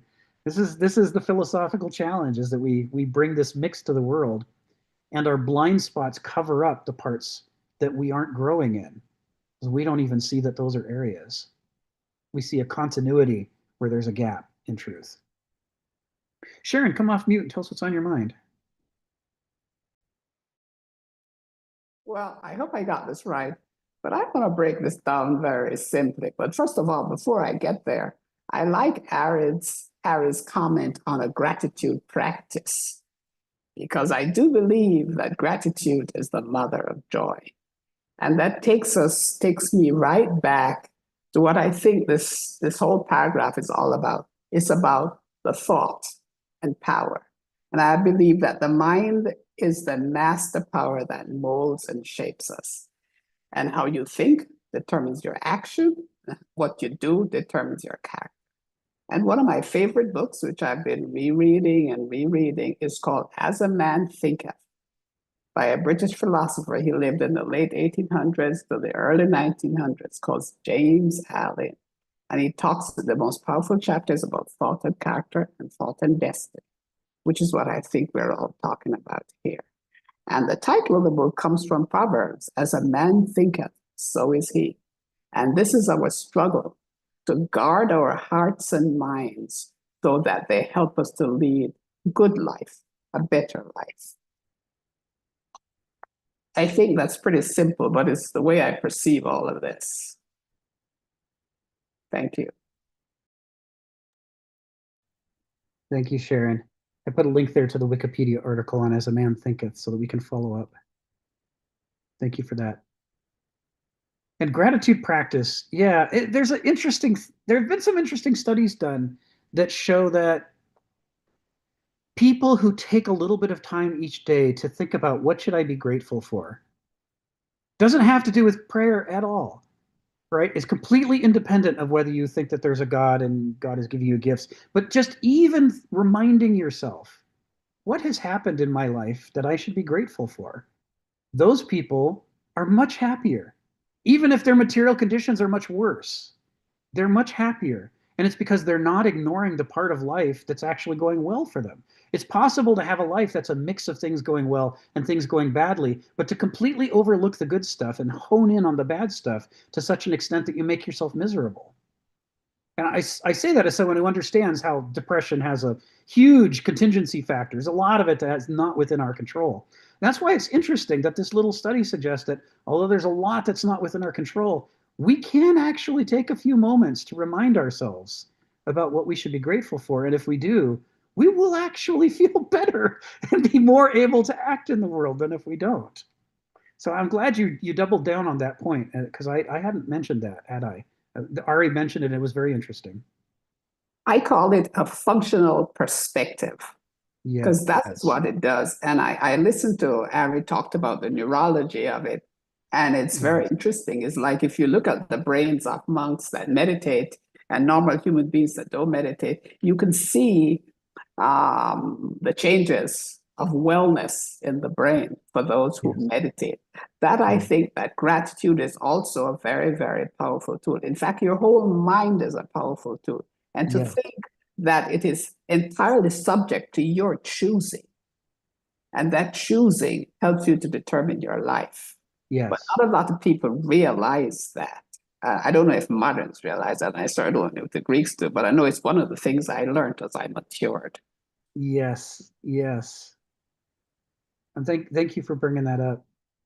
Yeah, it's easy to get caught in the trap of thinking that we have to think our way to happiness. You know, especially for intellectuals, it's very easy to slip into thinking if we just read the right book or doom scroll enough Facebook or you know or even engage in philosophy, we'll make ourselves happier. But only some of our problems lie at that level. Some of our problems are much more, you know, direct to deal with. Bipolar runs in my family, and not just the type 1 that everyone sees in Hollywood films, the famous wildly erratic kind, but even subtler forms like type 2 or others, yeah, like cycling in and out of depression. And what we've discovered is that far more effective than any of the medications that are available for bipolar is just exercising. So if you are feeling emotionally erratic and labile, and you're feeling your emotions are going up and your emotions are going down, if you just do push-ups for 5 minutes, just even 5 minutes, at the end of it, you'll be tired, but you'll be calm. It's like the workout squeezes the extra emotion out of your body and gets you back to a baseline. And it's not a cure-all, but you know, how easy is it to set aside 5 minutes, you know, just 5 minutes, or step outside into the sun for 10 minutes, 10 minutes of sunshine on your skin, you know, likewise has a profound effect. It's not life-changing, but you can literally feel your mood stabilize a little bit. And we forget that, you know, our mind is being generated by our body. And if you do something nice for your body, you do something nice for your mind. Another one, which I learned in karate as a kid, is breathing exercises. This comes out of yoga. Karate got it from Kung Fu, which got it from yoga historically. And if you just take 2 or 3 minutes and just do very deep breathing, all the way in as much as you can, hold it for a moment, all the way out as much as you can, just do that for a little bit, it completely changes your mood. It is weird how effective it is. And what it underscores is the extent to which what all of this book is about. including this chapter and this paragraph, is that the lenses through which we see the world are themselves highly volatile and variable. And you can adjust those lenses to see the world differently. And when you do, new possibilities will open up for you. Things that were invisible will become visible, some of them. So that's what the exercise is all about here. Phil, come off mute and tell us what's on your mind. Well, what's on my mind is I previously told you about the importance of striving to the future, to not only be stuck in who you are, but what you will become. But now I think it's important to also talk about the deep part of who you are. And I think because that's about identity, and actually that's about the soul, to tell you the truth. And I have two stories to tell. One is personal about dream. The other one is really just a clip from a movie. Uh, the thing about my dream was that I had a dream once in which my friend, I was in college at Berkeley. I transferred to Berkeley, and my friend, who was a roommate of mine, well, actually a friend in high school and then a roommate of mine when I was at San Jose State, came and visited me in my dream. And I told him, I know I'm in a dream because I've discovered that, when you in a dream, there's certain details that does not manifest itself because you can't see as accurately. But in general, if you don't concentrate on the detail, everything feels very real. And so that's how I know that I'm in a dream. And he said, "Nah, Phil, you're not in a dream. Come on. This is George, but I know you. Come on, stop fooling around." Okay. And I said, "No, I'm in a dream." I couldn't convince him. I could not convince him. So I finally decided, well, look, I'm going to prove it to you that I'm in a dream, I was living on the third floor. And I said, I'm going to jump out of this window to show you that at least I very much believe that I'm in a dream. And he said, no, please don't do that. Please don't do that. Don't do that. And so I argue with him like, well, what's it to you? If I'm not in a dream, I'll fall and hurt myself or maybe die. But that has nothing to do with you. He said, but Phil, you don't understand. How about the aftermath? The police investigators, the reporters, everybody's going to ask me like, why in the hell did you not stop your friend, your dear friend that you since high school, from jumping out? You should have tackled him. And he says, I really don't want to answer those questions because, it's going to be terrible for me to answer that question. I have no real true answer. And he made such a good plea that I empathize with him. I said, you're right. Even though I very much wanted to prove that I'm in a dream, I'm not going to do it because I actually felt sorry for you that you have to do that. So later on, he came, like a couple of months later, I actually was down in San Jose. I visited him. He said, were you at Berkeley and met me? And, I talked about dreams. No, that never happened. So then I authenticated it was in a dream.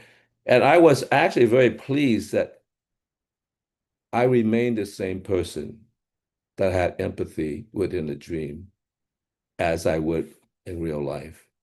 So that was my soul speaking. And in other words, it was a deep part of my being, my identity, that I would probably take into the future of difference that I'm concerned with. The other story I want to tell is by Martin Scorsese, the movie Taxi Driver. Travis was a very troubled man, and he had some trouble with, I guess, a girl that he really fell in love with, but didn't get anywhere with. So he came down finally to Taxi Central to meet the taxi philosopher, who was because when he went to talk it through and see what could do. And of course, the guy didn't know what the hell his problem was. So he started talking so much in general, just trying to figure out what the hell is going on. He's saying this and that. And finally, after a long time, Travis actually said, "You don't know what the fuck you're talking about," because he actually didn't, right? But he said, "Thank you for doing that because you really helped." He said, "Well, how did it help since I didn't know what the fuck I'm talking about?" He said, "You help because you show me what's beneath the language is the language of care. That you care about me, to take your time to try to help me, even though you didn't actually help me, but you help me because I know you care." And that is a very important thing in relationship between people.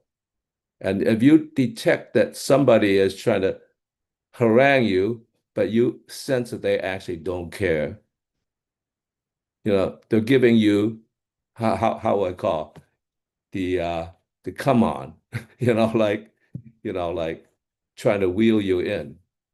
So once you know that they care, then actually that makes a difference because that actually changes the content. That is the content actually more than the content itself. So I just want to say that to was it Ganoz about uh, detecting people who don't even care enough to name you, you know. Mhm. So therefore, care is the most fundamental part of relationship. Yeah. So that's it. That's all I wanted to say. Thank you. Thank you, Phil. Thank you for sharing those. Jeannie, come off mute and tell us what's on your mind. Have you has this been discussed at any of the meetings of the sentient nature of plants? I know you talked about what are the sponge blobs or blah blah blah, but have you talked about plants? Trees, I mean trees and plants. You're talking about the networks among the Sentient roots. nature. Yeah. The way I've heard this doctor or this scientist who had studied trees for like 10 years, and she was talking about it on NPR a while back, and how a tree knows when a tree knows when it's dying, so that it will send its own nutrients from itself to its own offspring that may be 20 feet away when there's another tree 5 feet away from it or whatever. Yes. And I just find that just amazing. And ever since then, I'm so even more appreciative of trees and plants and what they provide to our human beings. And uh, yeah, Yeah, it's a fascinating area, and it's an area where of study where they're making breakthroughs every year now. And so the result is it's very easy to be out of date in our understanding of plants and mushrooms and what they're capable of. yeah. And I was just wondering what the Greeks, did they ever say and write anything, how they felt about plants in any of their writings? Have you noticed anything? Well, sure. Oh, Yeah, they did. because remember the Olympian religion was founded on top of the old Titanic religion where it was the Titans, and even that was founded upon an older daimon religion. And the daimon religion was very similar to Shintoism, as you might have either you or Phil pointed out in an earlier seminar sometime a few months ago, that they believe that everything is full of gods. In fact, Thales, who's often cited as the first Greek philosopher, although his first proposition is that the archai of the world is water, and that's what he's famous for. Is he's the water guy. But his second proposition is toponym sukon, that is everything is full of psyches, rocks, trees, waterfalls, not just people, but there's some kind of intelligence at work. And even a rock has a mineral intelligence. It has a character, an inner nature that makes it want to be what it is and resist in a way that I said earlier on this call, in a way that a dish of pudding cannot, right? A dish of pudding and a rock have very different natures, and they respond to pressure differently. And the Greeks recognized that as a kind of intelligence.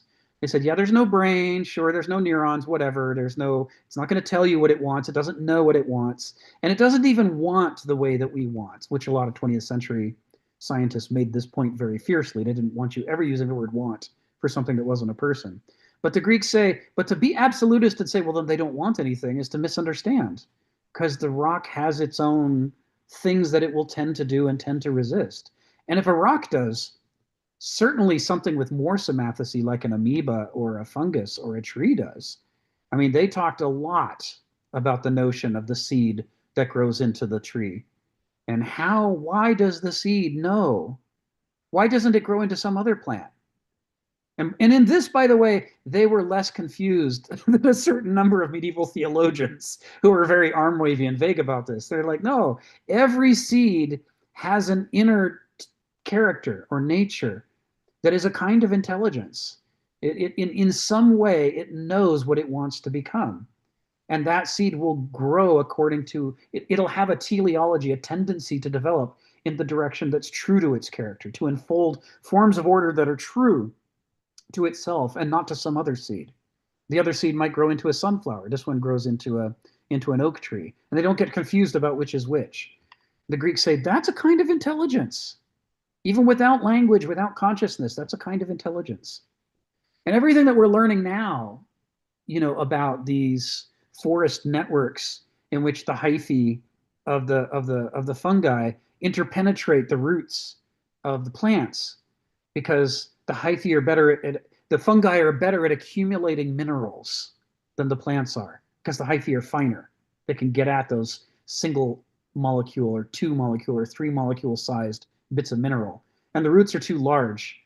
It's like if your finger, you were trying to manipulate a molecule. It's too small, you can't move it around. But the roots of the plants are better at moving sugar around, such as the sugar that they're generating in their leaves. And so they trade. This is just a scientific fact. This is well established by study after study. They exchange because the fungus benefits from the sugar from the plant, and the plant benefits from the extra minerals from the fungus. And talking about rocks, Rick, the crystal that grows out of rock, like, crystal, the way they, so when you talk about rocks, Yeah, that's just absolutely fascinating, the way that crystal, I've actually seen rocks with little pointed crystals coming out of it, yes. So. Yeah, it's really, basically this Greek idea is that trying to create an absolute separation between alive and not alive, or between intelligent and not intelligent, it creates problems that are artificial. They're not part of the real world. That there's a certain amount of intelligence in life, even all the way down to a single, fundamental particle. If you look at a proton, actually, here's a good exercise. I'm gonna take us to it right now. There's a Wikipedia article on the strong nuclear force, aka the strong interaction, and I'm going to give you the link to it right now. This is one of the 4 fundamental forces of physics, and most people don't know much about it, and it's well worth looking at, because it's as fundamental as gravity or electromagnetism, which we feel like we know a lot more about because they're part of our everyday life. But without the strong nuclear force, atoms wouldn't have nuclei. Can you imagine how disruptive it would be to the structure of reality if atoms didn't have nuclei? I mean, everything depends upon the electrons, orbiting around the nucleus to be the basis for the creation of molecules. And without molecules, you can't have living cells, and then you can't have life, and you can't have us. Everything is standing on this deep foundation. And yet most of us have no idea why the protons, which, like 2 magnets, the positive sides repel each other, the protons should be flying apart. They're both positive. If you've got helium, you've got 2 protons in that nucleus, they're both charged positive. They should repel each other. So why do they stay together in the nucleus? Well, it's the strong nuclear force. In fact, that's not even the main point of the strong nuclear force. That's just the leftovers of the strong nuclear force. It holds so strong, it can keep these protons from flying apart and hold the nucleus together. And so we're able to have atoms, which means we can have life and everything else. So there is a kind of teleology to a proton, right? Its tendency to have that charge, its tendency to want to attract electrons, its capacity to be bound up in a nucleus with other protons, despite the fact that they should be flying apart. This is all part of its nature. It's ethos from the Greek perspective. And that gives it a teleology, a tendency to develop in certain ways and not in others. So My point is, if you go to this article on Wikipedia and you scroll past the first diagram, the one that looks like energy with a lightning bolt, and you go to the one under it that has the little colored circles moving back and forth, they're showing you the strong nuclear force, right? That makes protons protons, makes neutrons neutrons, and makes them stay together with each other. And it shows how they're built out of quarks. And it shows how the weak nuclear force and the strong nuclear, specifically, it shows the strong nuclear force in gluons and how they operate. And if you study that, you will find there is this weird process by which the elements, the quarks within protons and neutrons, are just shifting what the physicists call color. They're just flipping color, and they're exchanging particles back and forth. You think of a proton or a neutron as a solid thing that's very simple. It's just a point that has a charge or is neutral. But when you look closer at what binds them together, you realize that there is this kind of boiling and bubbling in the very structure of a proton itself. It's constantly changing and doing work in order to stay itself. And this takes us back, 2,500 years. Heraclitus said, everything flows, panta re. He says, even things that seem to be at rest, even things that seem to not be changing, are only able to do that because they're working. They're changing internally and doing work that allows them to hold together and seem to be stable. And what we see in this is that all the way down to the level of what we used to think were the fundamental particles that make up atoms, even those are made up of smaller things, and they're constantly bubbling and changing in order to exist in a nucleus. He didn't know about protons and neutrons. He didn't even really know about atoms. But he could see the principles at work in the cosmos. And and he was putting into language what a lot of the Greeks already believed. This idea that there is intelligence, there's laws of nature, and they operate at multiple levels, all the way down into the fundamental, bits and pieces of the cosmos. So even down there, everything's still bubbling and changing and flowing.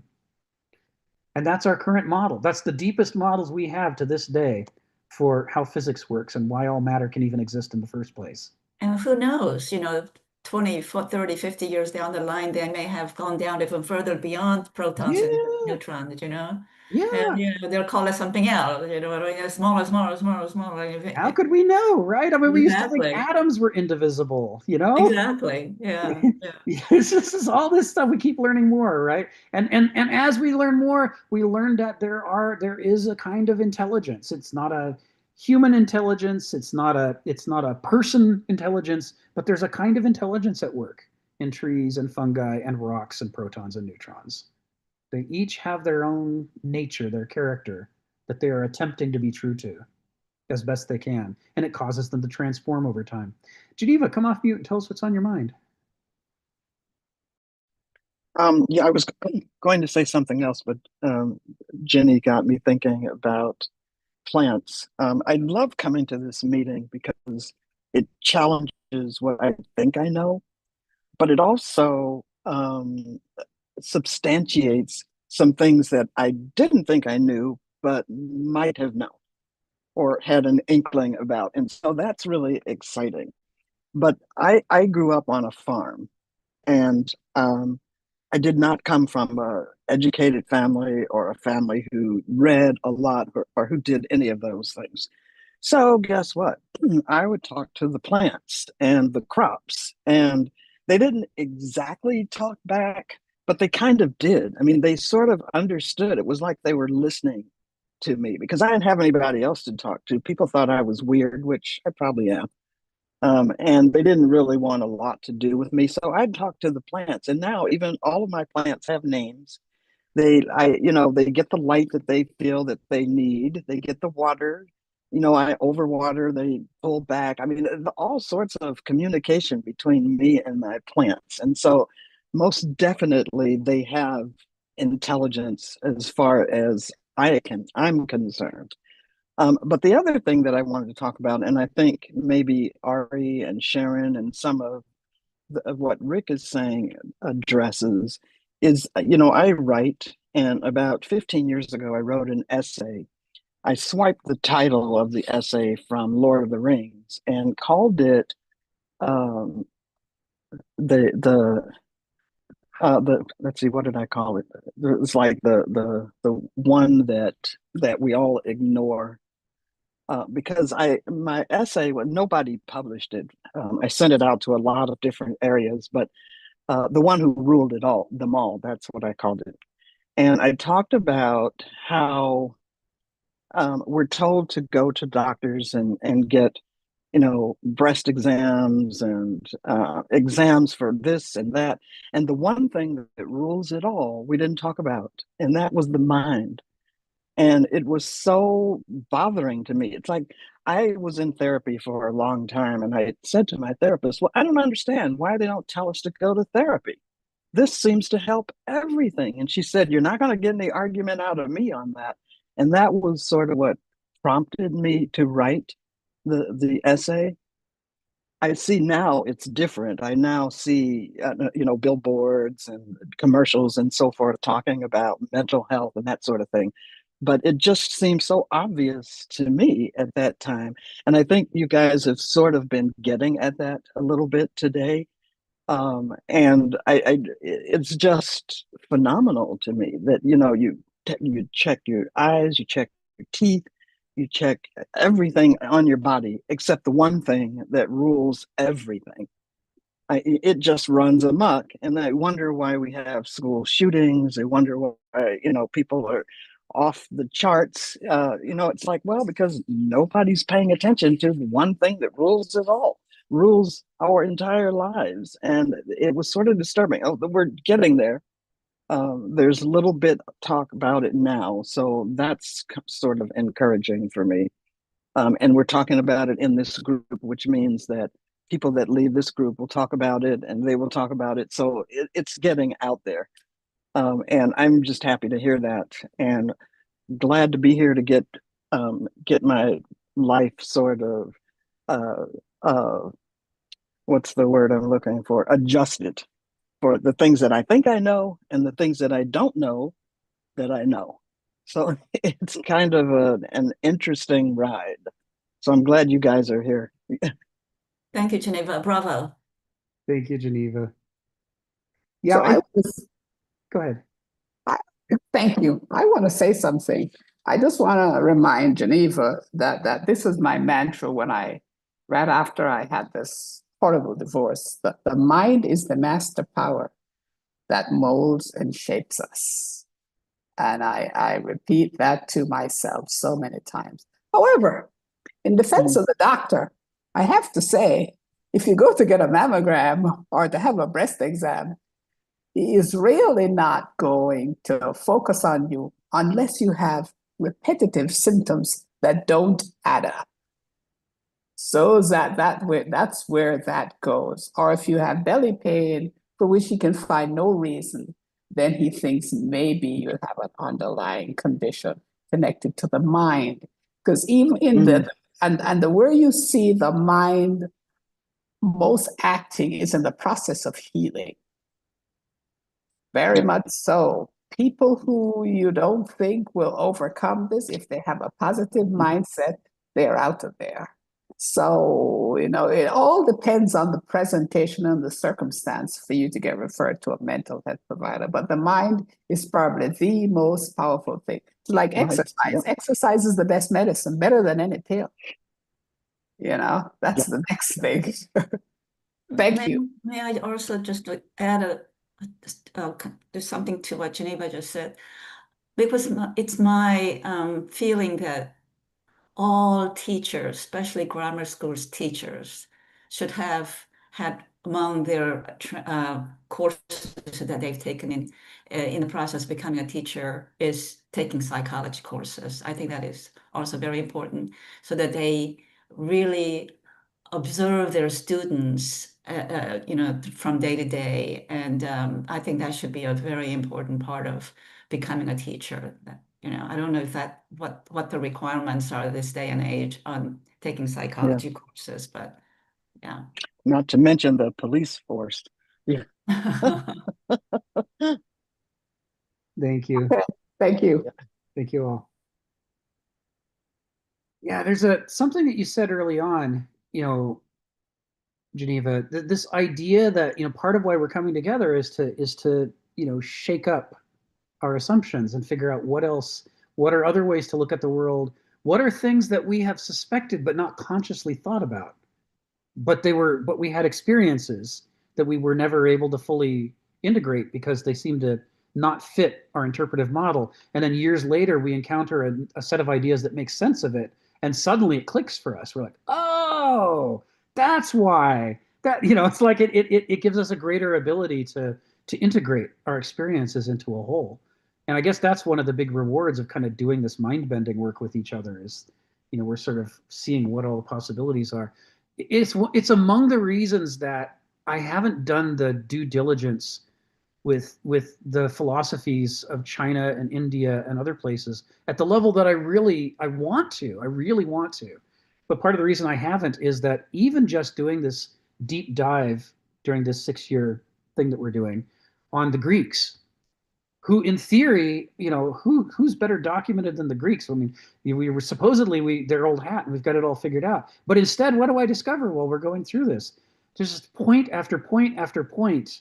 I completely misunderstood them and was missing the profundity of what they were saying. I'd read a sentence in a translation of Aristotle and I thought I understood it, but then I come back to it armed with the things that Kenneth is trying to give us in chapter 4, and I start to realize how I had that sentence from Aristotle 100% backwards.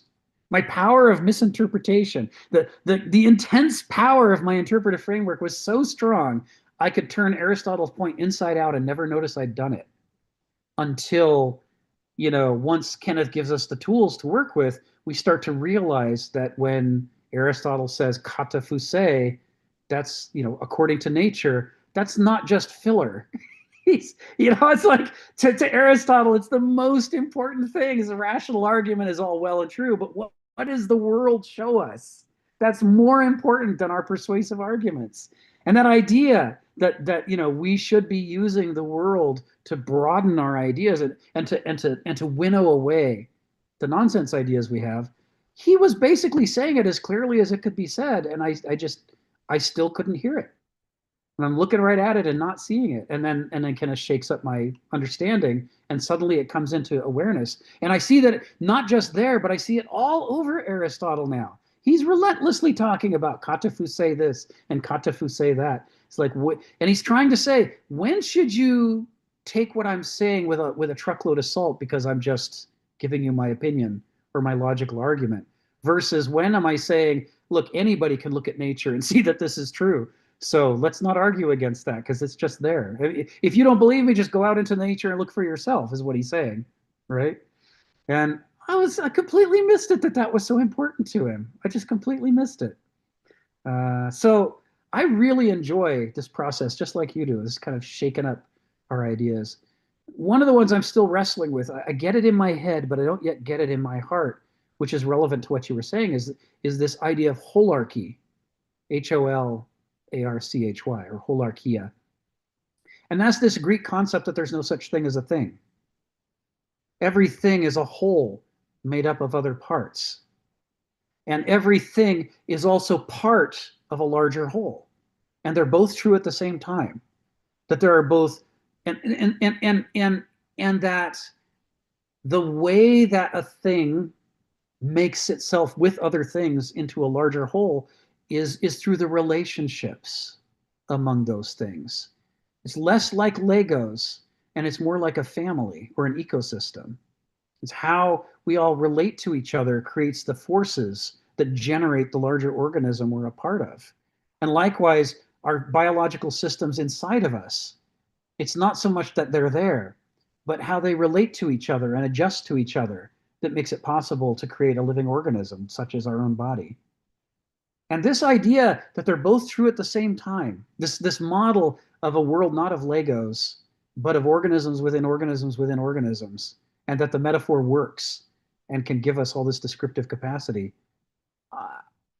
You've heard me say it many times on these calls, and I get it here, but I'm still working to overturn all kinds of basal foundational assumptions I have that aren't in sync with that yet. And I love it. I love that shake-up process, you know, and I love it when you guys come on and say these things and they help to blindside me and make me look at things in a new way. I mean, you hear how often I go back to Joe's agency versus contingency. It's such a beautiful summation of a whole area of Greek philosophy, and I didn't have that summation until he mentioned it. All of you are contributing these things that shake things up for us. So I basically just want to say, yeah, Geneva, I'm right there with you. This is how I feel about it too. Stephen, come off mute and tell us what's on your mind. Yeah, when you're talking about the Roman Empire, something people overlook about empires and their origins, actually, really, we see empires rise hand in hand with extensive world trade. And large empires protect the sphere of trade. If you don't have the empire, well, you're a wine merchant, you've got 10 barrels of wine. You come to Chieftain 1, he says, well, I'll let you move on if you give me a barrel of wine. Then he comes to the next chieftain, I'll tax you as well. Of course, trade has a very limited range. If you don't have an empire which can create a platform where trade can happen efficiently. And so in the Roman Empire, you had trades going from one end of the empire, and it was only taxed as much as was affordable.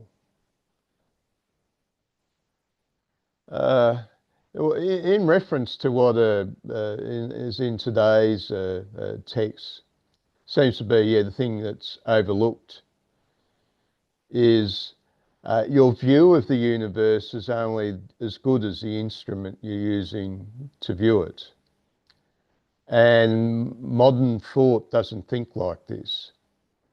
It thinks I can just look at the universe and I can see the universal truth will be apparent. I must be the perfect instrument. This is this is broadly believed, the way they think. They think that their own particular little parochial view is one that's going to grasp the entire cosmos. Because, well, it's just material. It's just matter. Well, they don't know that, but they think they know that. Another thing I encountered, of course, I was talking to an intellectual, a liberal, a humanist. I was pointing out this stuff about, what the Greeks thought of democracy and how there's an overthrow. Democracy is very successful materially. It creates a great number of goods, but when you have a lot of goods, of course, you always want more. And we live in these Western democracies where the government's creating a lot of welfare and handing out a lot of stuff, and it's fantastic. The Liberal was just sitting there before me, and when I said, well, democracy might not last, he says, no, that can't be. I'm having a good time. Democracy's all the liberal values and all the goods and nice stuff that I'm getting. That's the truth I want to be forever because it makes me feel good. I want it to last forever, is what he was saying. So he couldn't accept. It's like an insect that's frozen when it senses danger. He couldn't accept that, democracy might have its use-by date. There's a process which is ongoing. He just couldn't absorb that because what I want has to be the outcome. What I want has to be the outcome. If I want to be dictator of the planet, like AH, well, it has to happen. But another thing I tend to notice with a lot of modern thought is very Christian. And in Christian thought, every soul is valuable. Every little acorn will grow to be an oak tree, if not in this world, then in the next. And I'm having difficulty with that sort of view now. That really, when I look around, it's like a multitude of people are created, but only a very few, climb the rungs, get through the trip, and maybe only a few, they're successful here, they're successful there, and maybe there's somebody that looks like an absolute success, but we don't always know. That's the public view. But it just seems to me that humanity is just created in a multitude of numbers, and most are going to just stop somewhere along the way. I'd probably make the observation most adults, and I include myself in this regard, don't really outgrow childhood. Most adults remain children, which is why they want to follow leaders. They don't, as Kierkegaard said, they're disinclined to take greater responsibilities. They're disinclined to seek their own direction. I want to follow somebody else's lead. I want somebody else to take the responsibility. I want somebody else to be the parent, so I can occupy myself with my kiddie things, gaze upon my navel and have a good time, secure in the knowledge that somebody else has taken care of everything. I'll just do my job, finish at 5 o'clock and go home and watch my favourite TV drama, and that's the high point of my week. Secure in the arms of government who's protecting my well-being forever. Of course, now we have Donald's, and of course it's the denial of Donald. Donald can't be there because he's not in my game plan. He's not in my secure little universal view. And therefore, he can't be there. It's unreal. I refuse to accept. It's a bit like being in, I don't know, Weimar, Germany. You're not going to expect that you're going to have Adolf Hitler 10 years later, are you? I'm having a great party in Weimar, Germany, cabaret show and all that. And then, bang, everything changes. Well, we've been doing well for so long, I guess, it's like the guy falling off a cliff. So far, so good until you hit bottom. Thank you. Thank you, Stephen. Phil and Ari, keep track of what you're going to say, because I'm gonna take us forward in the text. And the reason I'm going to do it is, so far we have recapitulated where we left off last time, and we needed to recapitulate because what we have just covered, we just did very briefly at the end of last session, which means we didn't really unpack it. Today we got to unpack it, but I also want to push us on to the next bit, and I want to push us on to the next bit because it's the same paragraph and it builds on the same ideas. So I don't think it'll take us away from what Phil and Ari have in mind. So, but I'm trusting you guys to remember so that as soon as I say this stuff, then I can call on you. So paragraph 8, sentences 7 through 10. The Greeks answered this question after early hypotheses by the pre-Socratic thinkers. With the system of nature as the genius of Heraclitus first understood its paradoxes and cryptic laws. Men, as Heraclitus understood, may be enveloped by their own occlusive self-interest. But even so, the cosmos is making use of them, whether they comprehend its ways or not. Even the idiot and the sleeper are doing a kind of work, a task from the perspective of the whole of things. Even to be an obtuse moron is a way of advancing the working together of the elements that compose the logos, or organicism of the world. And this is a point that Heraclitus makes very directly. I mean, the language that he's using here is very close to the Heraclitus fragment. But almost nobody quotes this part of Heraclitus. They don't like it. People like the bit about everything's made out of fire. Or they like the bit about you can't step in the same river twice. Or they might talk about, expect the unexpected. There's a Heraclitus book that actually takes that as its title. But they really don't want to talk about, most of us are just sleepwalking through life. And evidently, that's what nature has in mind for us, because it has designed Homo sapiens such that the default mode, if we don't put in the work to figure out what our character is and start doing horticulture on it, start cultivating it into something better, if we don't do that work, then by default we slip into what Stephen's talking about.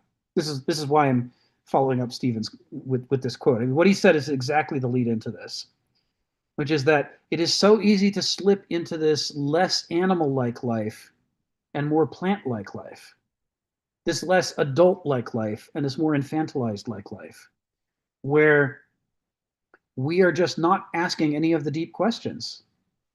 And if we don't ask those deep questions, then we can't get the bullshit out of our head. Because remember, we don't start to think philosophically until after our brains have already been formed, by growing up. Society and our family have poured all kinds of crap into our heads. And the moment we first start asking why, we're already full of crap. And it's good that we can go forth and learn things and ask questions. But if we're not careful, we will only ask questions and learn things that fit with the crap that's already in there. It's a philosophical exercise. And from the Greek perspective, it's part of the process of growing up, to be willing to dig into what was put in there before we got started and ask those questions that our family and society doesn't want us to ask. Why did you tell me that all those people are bad? Why did you tell me I should always obey authority? Why did you tell me to just do what I'm told? Was this because that's the best way to live? Or was it just convenient because you were tired of hearing me chatter? Was this just the default you were putting into me? You can't really individualize. You don't really become an individual until you start digging into what got put into you before you started asking questions. And because you can't ask all of the questions immediately when it first occurs to you to start asking questions, even while you're asking questions, you're going through a process of building on those corrupted foundations that were put in place before you got started. So even after you become philosophically aware, assuming that ever happens, still you're adding things that are bullshit, that are extensions of bullshit, along with the new good stuff. You're also still adding bullshit that you don't realize is on a shaky foundation. And it's not until you have what Geneva was describing, one of those epiphany experiences. You have one of those conversations or encounters, and suddenly you can look into one of what used to be a blind spot, and you see this bullshit that you believe, and you're like, I don't have a good reason to believe any of this stuff. This whole stack here, they're all related to each other, but I think the fundamental assumption is wrong. And I've been believing it my whole life until this moment. I'm standing here realizing, oh my God, how could I have been so wrong? And now I can start to do the philosophical work on that thing that finally came into focus. Or as Stephen put it, the imperfect lenses through which I'm seeing the world have now improved in some important way. And I've got work to do on all the stuff that I suddenly gained the ability to see. One of the most interesting parts in the history of science, and I strongly recommend people study from time to time the history of science. It is fascinating. Science is at its most exciting when you study it from the historical perspective, because that's when you run into people who are seeing things for the first time and they're having to question their worldview. One of the most exciting periods was the creation of the microscope, the magnifying glass and the microscope. Am I right, Sharon? I mean, I know you studied this in medical school. It changed the world when what we thought was a very simple universe of large, stompy things suddenly turned out to be made of a bunch of small things that had their own lives and their own behavior, some of which was to make us sick. It's like the discovery of the germ theory of disease was just a revelation. And there are some amazing works written from that time where people actually talk about how challenging it was to their worldview to have to ask these questions that never occurred to them to ask. They were so sure they knew how things worked until they look in a microscope and go, well, what is that? What is that? It looks like a little tiny animal or plant and it's moving around. And how can these invisible things be alive? And in me, oh my God, what's inside of me? They have these crises where they're like, you mean I'm full of little things? Oh my God. So, if you can read that and re-experience what it's like to go through that crisis and see how productive it was for society. It was a revolution in medicine, among many other things. Modern medicine really couldn't happen until the invention of the microscope. And this is what it's like to discover one of these blind spots in yourself, like Geneva's talking about. You have one of these epiphanies and aha experiences, and suddenly you have the opportunity to have I'm sorry to be quoting Mao Zedong, you could have a great leap forward. You could get this whole stack of bullshit you've been stuck on all this time. You now have the ability to take it apart, and a whole wall of the labyrinth falls away, and you see a whole field that was, inaccessible to you before. Now, this is why Kenneth wrote this book, and this is why he's talking about the things he's talking about. He's like, yeah, lots of individuals and lots of cultures never ask these questions, and they become a kind of ballast of history that does some kind of work that's important to nature and the cosmos and our species, but it also holds us back. And what you're really struggling for is the opportunity to help people catch that spark and catch fire and get interested in asking these deeper questions. Because once they start asking the deeper questions, once they accept the duty and responsibility of looking at their character and cultivating their character to make it better, they have the ability to make great leaps forward on an individual and social level. I mean, to this day, I think that one of the greatest things my father ever did for me was when he realized he was an alcoholic and he decided he didn't want to be anymore. And he took responsibility for all the ways that his alcoholism had made a mess of his life and our lives together. And then he devoted himself to educating himself and us about how does alcoholism work? If you don't look at the alcoholism that I've genetically inherited, if I don't look at it and deal with it, then I'll end up in the bottle just like he did. He taught me that. He taught me how to think critically about my impulses, my desires, and how to not be a prisoner of those impulses. And this is just a metaphor for any other part of human character. They're all addictive. They all feel right. It takes this philosophical insight to get to the level where you can start to say, but what if that thing I want to do isn't the right thing? What if this problem that I've always been blaming other people for, what if all along it was just me? And I was making that happen. I was taking situations that might have been a little bad and making them big bad because of the freight that I brought to the problem that magnified it and make it like anger. People who have anger management problems. These encounters could have been minor things that you could blow off, and instead they're losing jobs because they're just getting enraged and yelling at their coworkers, and that people can't work with them. But the day comes when they can turn and confront their unhealthy relationship to their anger, and suddenly their whole life improves. They have more friends, they have a healthier family, they can hold down better jobs. I mean, everything improves when they fix that part of themselves. But as long as they pretend it's not there, as long as they're focused on defensive mode, I have to defend what is mine. I have to make sure I'm never to blame for anything. As long as they stay stuck in that infantilized mode, then it's exactly what Kenneth is talking about here. They're a sleepwalker and they're stuck. And they're contributing to making everything worse than it would have been for themselves. Phil, come off mute and tell us what's on your mind. Yeah, before I get to my point, I have to make a very brief situation because you mentioned Chairman Mao. Being Chinese, of course, Chairman Mao proclaimed, let 10,000 flowers bloom. What that means is turning in your parents, turning in your teacher. I mean, that's what 1,000 flowers bloom. So I have to call that out. Well, what I want to do is go back to what I was about. I hope I hadn't forgotten about that. When you talked about the relationship with the parts to the whole, it immediately struck me because I'm very, very interested in that idea. And that notion is called mereology. It's a discipline about the formal relationship of the parts of the whole. I think that in a sense, mereology is a kind of a conceptual framework that the limited mind has to reconstructing the relationship that a kind of a smaller idea of ecology is not constructing the cosmos. Because the cosmos, the part is always related to the whole in the bigger whole, and we can't get that. So we got these parts, and the way I think about it, it's really quite related to Plato's forms, because Plato's forms have something that's related to this thing, if infinite relationship of the formal structure itself.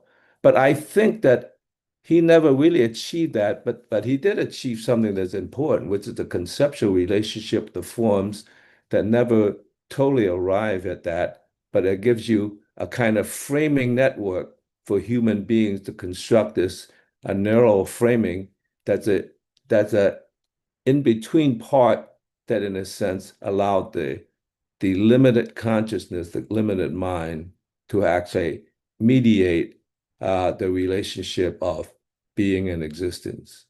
Because, existence is so complex, but being is complex, and there's always shifting grounds. And I think to have that Mariology, in a sense, brackets this out to the point that you could manage it. So even Plato probably there are many, many forms. They're all bracketed, like a dog is a form, and so forth. It gives you a concept that, in a sense, creates a kind of I guess I wouldn't quite call it ideology, but a kind of metaphysics to construct a relationship to parts of the whole.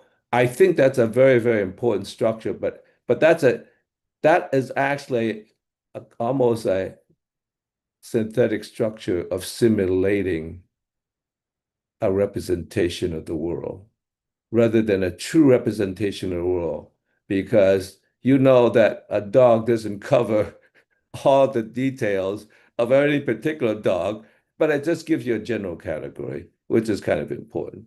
So I think this is the way that, in a sense, the human mind, which is limited, has a way of mediating and creating a simulacrum of the representation of the true cosmos that we can never fully comprehend. And I think that's important for us to understand, not only understand that dimension, but understand that we are limited beings. And that's the best we could do that allow us to manage our lives in a way without just like not even understanding what the hell's going on. You see something crawling in the ground, you have no idea what the hell it is. So that I think that in between step of the simulacrum is kind of important. That's it. Thank you, Phil. That's great. Yeah, I mean it goes both to the heart of the scientific method and to the heart of this critique that Kenneth has got from the Greeks here. This idea that our mind can only comprehend reality through approximations. The reality, our mind is finite, our life is finite. We're only going to live so long and then we're going to die. We're never going to get our mental models sophisticated enough to be an accurate, true description of reality. There's just not time, right? And our capacity to intergenerationally transmit our gains is incredibly limited, as we keep seeing from, the reemergence generation after generation of a new crop of Holocaust deniers. It's like, didn't we fight this battle already to get people to understand what we all went through? And the answer is yes, and then we all died. New generation has to start over again at ground zero and relearn the lessons. So these are a problem, and the consequence is that this is only ever an approximation of what's out here. It can't be any better than that.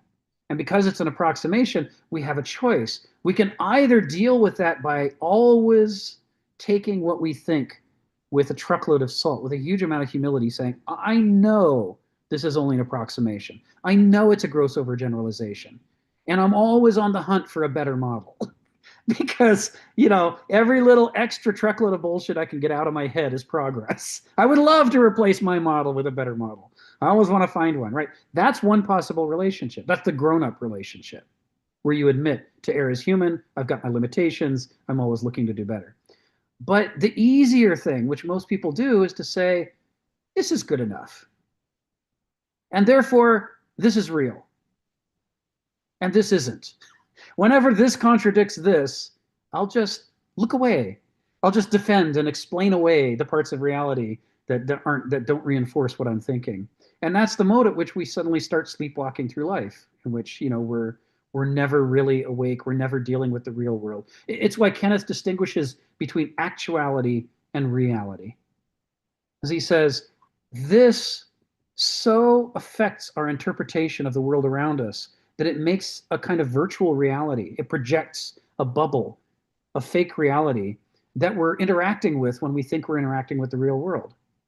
It's like Gulnaz was saying, Albert Camus thinks that he's talking about Arabs, but there's no real person behind his caricatures.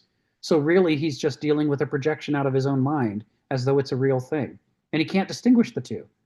Real Arabs are all hidden behind his caricature. He can't see the reality, the humanity of them. He can only see his caricature. And thus, he's not really awake. He's sleepwalking in a way that Heraclitus tries to get us to focus on. It's very important to recognize that he's sleepwalking. And it's my biggest criticism of the term woke. Speaking not as an anti-woke person, right? I know what woke is trying to say, but speaking as someone sympathetic, the problem with saying woke is it suggests that it's a binary either or. So my dad, when it comes to his own alcoholism, is woke. He woke up to the truth about his character when it comes to alcoholism. And he took on the responsibility for compensating for the genetic defects that run in my family around alcohol. In that regard, he's woke. But it doesn't mean that everything else is also woke, right? We all carry this enormous freight of things we've never thought about that controls our behavior. And in all those ways, he's still asleep. I mean, maybe he's partially awake here and there, but I mean, most of it's asleep. It's what makes a highly experienced medical person so good at their job, that the vast majority of the thinking doesn't have to happen because it happened decades ago. And it's like riding a bike. And now their conscious brain is freed up to look for what's unusual about the current case in front of you. The human mind has to be asleep for an enormous percentage of its activity in order to carry the vast majority of experience along with it, because there's not room in the conscious mind. So Heraclitus would laugh and laugh at the term woke. He says, nobody's woke. I mean, a god might be able to be awoke. We can imagine what it would be like to have a mind capable of being awoke to all of its own defects, and how to see the world more accurately. But we're just mortals. The best we can do is sort of moments of lucid dreaming, or parts of our life where our lucid dreaming is a little more awake than not. And God bless us in those areas when we make progress. Yay! We should get a gold star, and we should focus on building on those victories. But we shouldn't ever confuse having made a few victories in our life with being a fully awoke human being. It's not capable for Homo sapiens. It's not possible for Homo sapiens. And thus we come back to Heraclitus's point that Kenneth is saying here. Even sleepwalkers are doing work in the world. It's all part of the whole picture. I think the adult mode is like Phil is saying. If we can equivocate between relying upon these models in our mind, because we have to have some model, while also being skeptical of the models that we're using. If we can do both things at the same time, we have an opportunity to have an adult relationship between this reality and this actuality. Kenneth insists on using the word actuality for the thing that is not subject to our interpretation. It is the way that it is, no matter how we look at it. The actual world, and then 8 billion real worlds that each of us is stuck in individually, trying to act in the actual world. Ari, come off mute and tell us what's on your mind. Hey, yeah, I'm in the car. I don't know if you guys can see me all right, or I should stop my video. Okay, great. I wanted to revisit, I wrote it down, I was careful, but it's really cool that it also links up, to me at least, and cannily links up to what we're saying exactly in the text, is the idea of acting deliberately versus acting automatically. And so my favorite neuroscience, Andrew Huberman, talks about this a lot. Oftentimes in terms of just feeling well or making good decisions, but essentially just being happy and having a healthy functional brain from like a machine point of view, to some degree, a mechanistic point of view.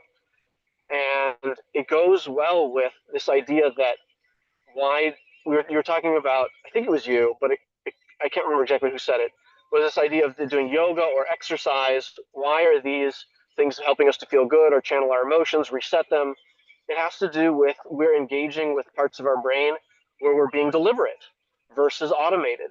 And essentially, it's really cool how that works in a pretty simple mechanism, that the higher you are up in your brain in the prefrontal cortex, the more deliberate you're being. And the lower down is the more automated you are. And to some degree, this makes a lot of sense because you can do things lower down much more quickly, like things in the brainstem, and this is why it makes sense down there, where if like there's a lion or something, that circuitry gets activated because we want to be really quick.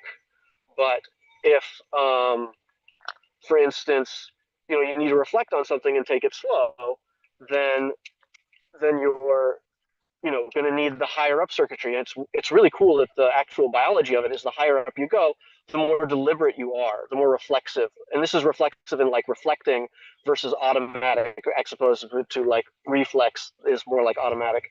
But the deliberate self, and the more we do practices that are safe, but essentially challenging levels of stress, things like exposure therapy, there's lots of versions of this, but these all strengthen the prefrontal cortex. And the relationship to the brain is essentially like the prefrontal cortex doesn't actually do anything, but it influences everything else with like a coach. And all the rest of the guys are the players. And you want the coach to signal first versus the players. And this is kind of a side tangent, but in a depressed brain, essentially the lower brain activates first in the cingulate and the insula, and then the prefrontal cortex signals later. But in a healthy brain, the prefrontal cortex signals first, and it signals both of them at the same time, meaning it unifies the situation.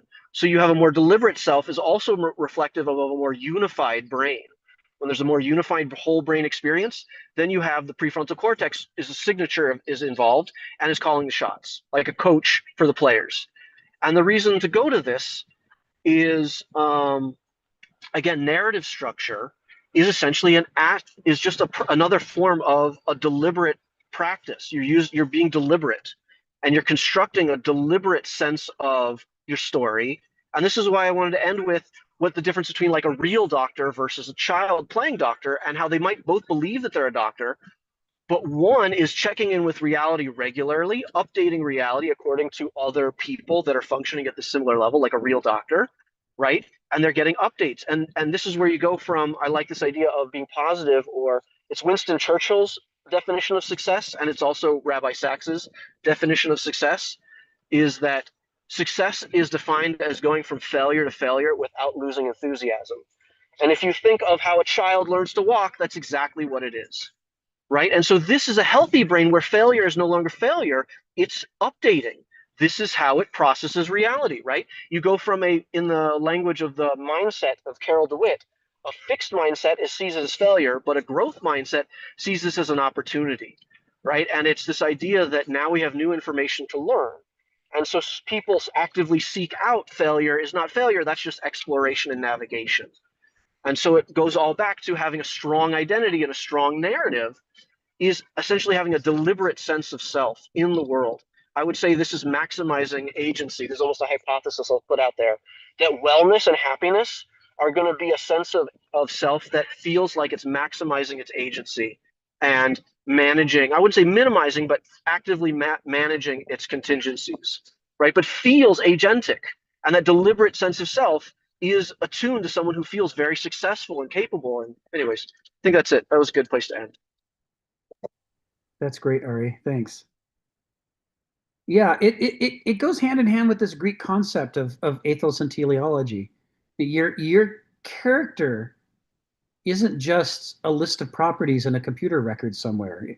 The brain's not a computer, the body's not a machine. That's not how it works at all. It is a fountain of order, is multiple fountains of order that want to express themselves. It's trying to unfold the new order from within itself. It needs to, it wants to. And whenever your life thwarts that, you feel thwarted at a deep fundamental level. You feel like you're not expressing your potential. You're not being fully alive to your possibilities. Even if you, on the surface, on the outside, seem to be, a success from society's perspective, if there's something in you yearning to perform music and you're not doing it, it itches at you. It's like a thirst that never gets quenched. And core to one, although we talk a lot about character in terms of the differences between people, we also have to talk about the character we have in common. What does it mean to be Homo sapiens? And part of it is we have these twin faculties of the mind. We want to express the immersive experiential side of life. And we want to express the intellectual pattern-seeking, systematizing, part of the mind. They both want to, like the cheetah wants to run. Our character wants to express those things. And what's most rewarding is, like you're talking about, if we can channel both of those into ways to unfold our character into new order in the way that it wants to go and help it develop and be healthier and fully expressive, it is rewarding at such a fundamental level because this is what evolution has set up for us as our reward cycle. It's part of what's fascinating about this Greek concept is on the one hand, it seems pessimistic because they're saying so many people remain idiots all their lives. But on the other hand, they're also saying that there's something in us that wants to outgrow that idiotism.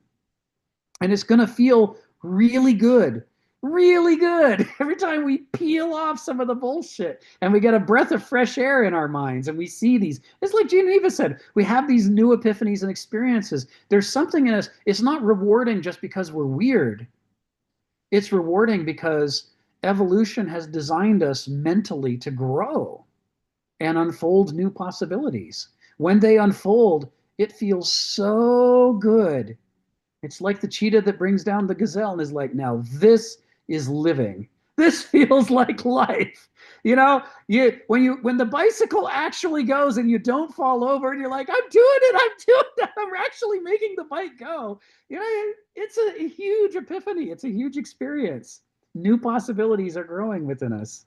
And I think that there's an optimism in that is often underappreciated about the Greeks. That they're saying it's not just the bad things, it's not just tragedy. There is also this like Nietzsche would later say, there is this part of us that really wants to grow and get better. Like the kid that wants to become an astronaut or an anesthesiologist. Donald, come off mute and tell us what's on your mind. Too much. Alex, you'd mentioned science, and Kenneth often talks about scientism. That's his derogatory term for sort of unthinking, non-philosophical modern science. And I was going to say that, you know, one of the greatest theories of the 20th century advances of modern science has been quantum mechanics. And it's a case where both the supporters and detractors or whatever agree the math works.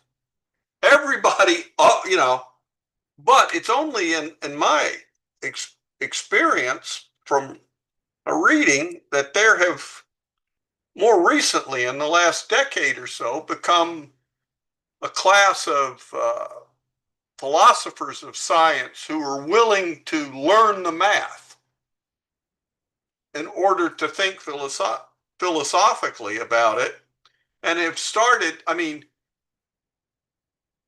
quantum mechanics went perfectly well for about 80 years, never having defined what it means to get a measurement or to be an observer. You know, and now they're actually philosophers of science who started off really as physicists, learned the physics, and now think of, well, Hilbert spaces don't define the real world. They're a mathematical convenience. Nowhere did any of the founders of the original thinkers, they just said, we're going to take measurements that are observed, and we'll have the results of these measurements recorded by observers. And measurement and observer were undefined terms. So there are some interesting things. There's a guy I like to listen to. It's interviewed, philosopher of science, Jacob Barandis, who's kind of trying to redo quantum mechanics philosophically, you know, find out what you can do. I don't know that he's finished or not, but his things, his talking about it is certainly different. Gives you an idea of what a philosophical science would be like. One that actually thought about its fundamental fundamental ideas instead of this house upon the sand, you know. And it's good. And you know, you mentioned actuality and reality, and that always brings me back to that historian that Sharon introduced us to here so much, Timothy Snyder, because he has a discussion about in the historical science, in history. He doesn't say historical science, that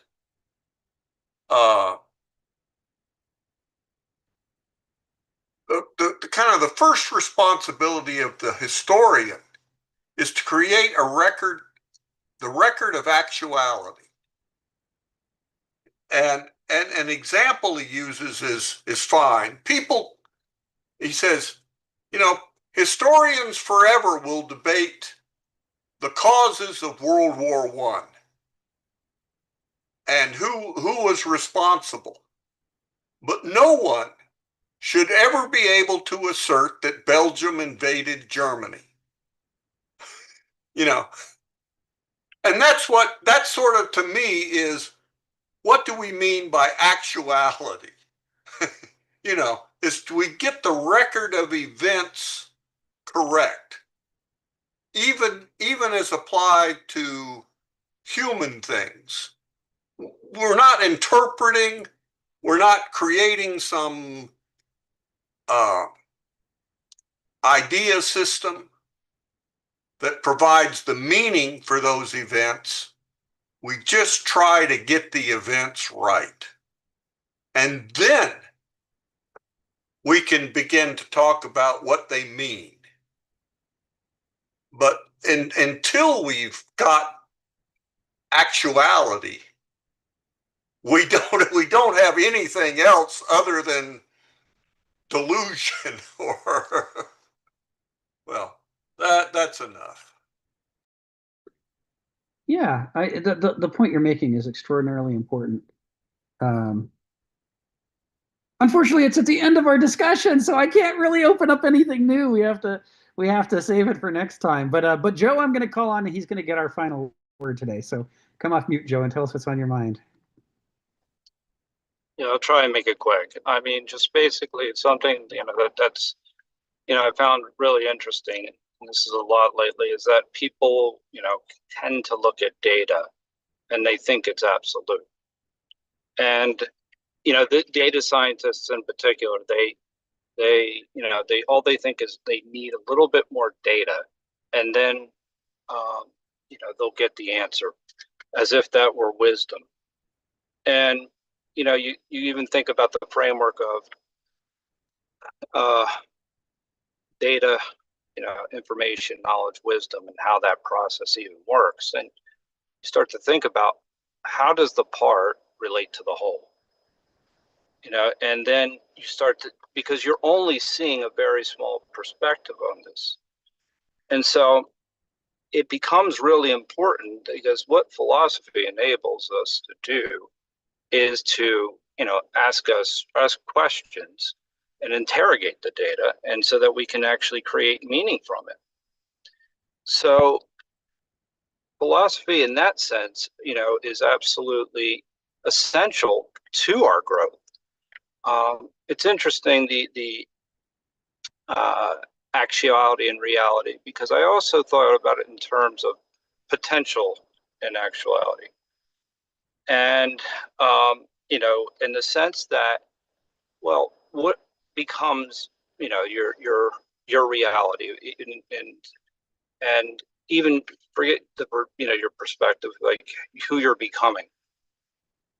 And that's basically, as you said, I think the potential of realizing your potential is having a philosophy that's coherent, and basically having a set of principles that then enable you to have a certain degree of humility, reserve judgment, and then then you're becoming something better than you were.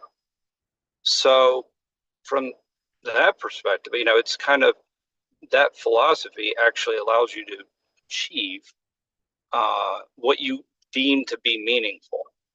So, and this comes back to where Ari was talking about a little bit with intention. So you become more intentional in that process. So you're not looking at it from the limited data perspective that it's, what's coming in to, that this is your experience is some type of universal.